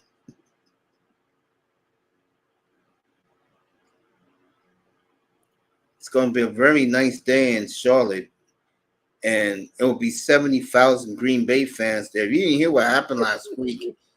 The Panthers, no one showed up at the game. Nobody. What? Are you serious? There's 6 people showed up. Oh my goodness! And they were selling the tickets at $4 a piece. Sheesh! I would have just grabbed a ticket just to go. Oh my Exactly. goodness. You could sit anywhere in the stadium. Oh my goodness! So I'm gonna take the Packers -4, and I'm gonna take the over/under at 37.5. So that's 2 picks. The third game, CJ Stroud's not playing. None of the receivers are playing. Cleveland's a 3-point favorite. I'm thinking about that. I'm going to give you something nice, Star P, so you can run with it. And I got one for you. No Trevor Lawrence for the Jaguars. They're in Tampa. Take the 1.5, Tampa Bay. I like that game a lot. Tampa to cover or Tampa to win? Tampa to win. All right, Tampa's on fire, bro. Okay. And the other game, boy, did this point spread jump. We open at 4. It's at 6 now. I'm going to leave the game alone, but 49ers a 6-point favorite over the Ravens. I'm not going to bet it, but I'm going to pick the Ravens to cover at least and maybe win outright. I think the Eagles are too weak right now, so I'm not going to even touch them. Mahomes, Broncos, I don't think so. Let's see. Let me give you one. Your Bills with no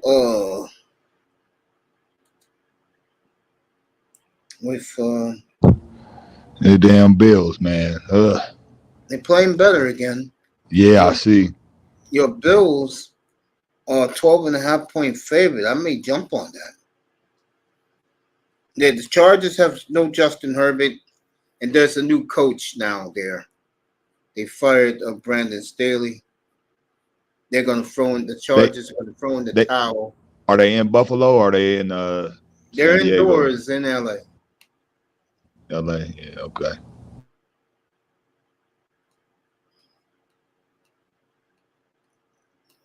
Yeah. So I would give you. See, I don't trust the Seahawks at Tennessee.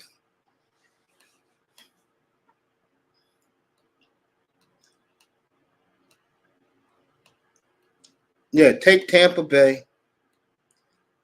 Miami's a 1.5 Dallas. Oh, that's gonna be a good game. That's gonna be a good one. That's gonna be a good game right there. It's ready for war Sunday. I love Miami in that game. I'm going I'm Miami not all the going to play way. it, but I do love the Dolphins in that game. So I got you the Tampa Bay. You I want got Cleveland? I got it jotted down. Shoot, hey, if you want to give it, I'm catching it. Yeah, Tampa Bay favored by, you could get it Tampa Bay by 1, which means that they just have to win the game really.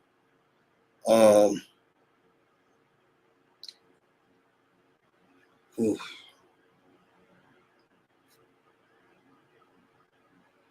You want the Browns -3 with no CJ Stroud for the? Yeah, let me know what you thinking. What you thinking? What you thinking with I the like the, Browns? I like the Browns now.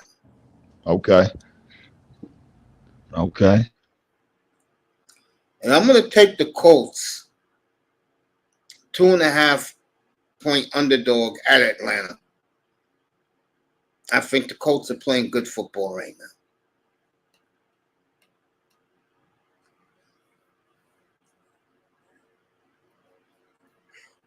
So that's Colts plus 2.5. Are they the favorite? Are the Colts the favorite? Underdog. Underdog. Okay. Underdog. Okay. Colts, I think, will win out and win that division at 11-6. Cleveland's 3, a field goal over the Texans with no quarterback. And the other one, so you give 3 picks, and I'll take the Buccaneers -1.5. -1 doesn't matter. All they have to do is win the game. And I love Tampa with no Trevor Lawrence. I don't see the backup doing anything against Tampa. So there goes 3 games for you, family.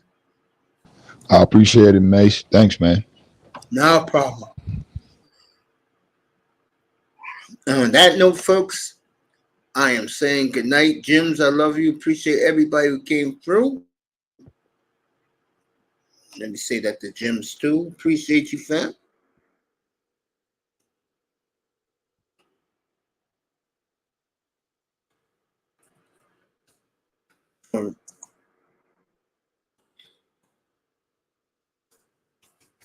See you tomorrow morning, family.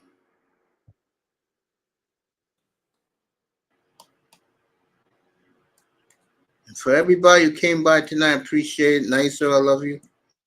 Star P, thank you. 305's the best. Happy birthday. You only got 20 minutes left. We'll see you tomorrow morning. People in the clouds, thank you. We'll be on full tilt tomorrow morning. That is YouTube, Facebook, Twitter. What's that other one? That gaming channel? Twitch. I'll be on all of those. And on Sunday, I will be on all of those for the football game, Dallas, Miami, including being live on IG. So you can catch me on all the platforms, folks. And I appreciate everybody on those platforms. More people watch me there than they do here. We'll see you tomorrow morning, everybody. Exactly 11.5 hours. Me and Platinum Elite making the bold picks of the week and the NFL picks. I just gave Star P a couple, in my opinion, winners. And you better bet on it. Play a parlay on it. We'll see you tomorrow morning, everybody. Yeah, though. Yay.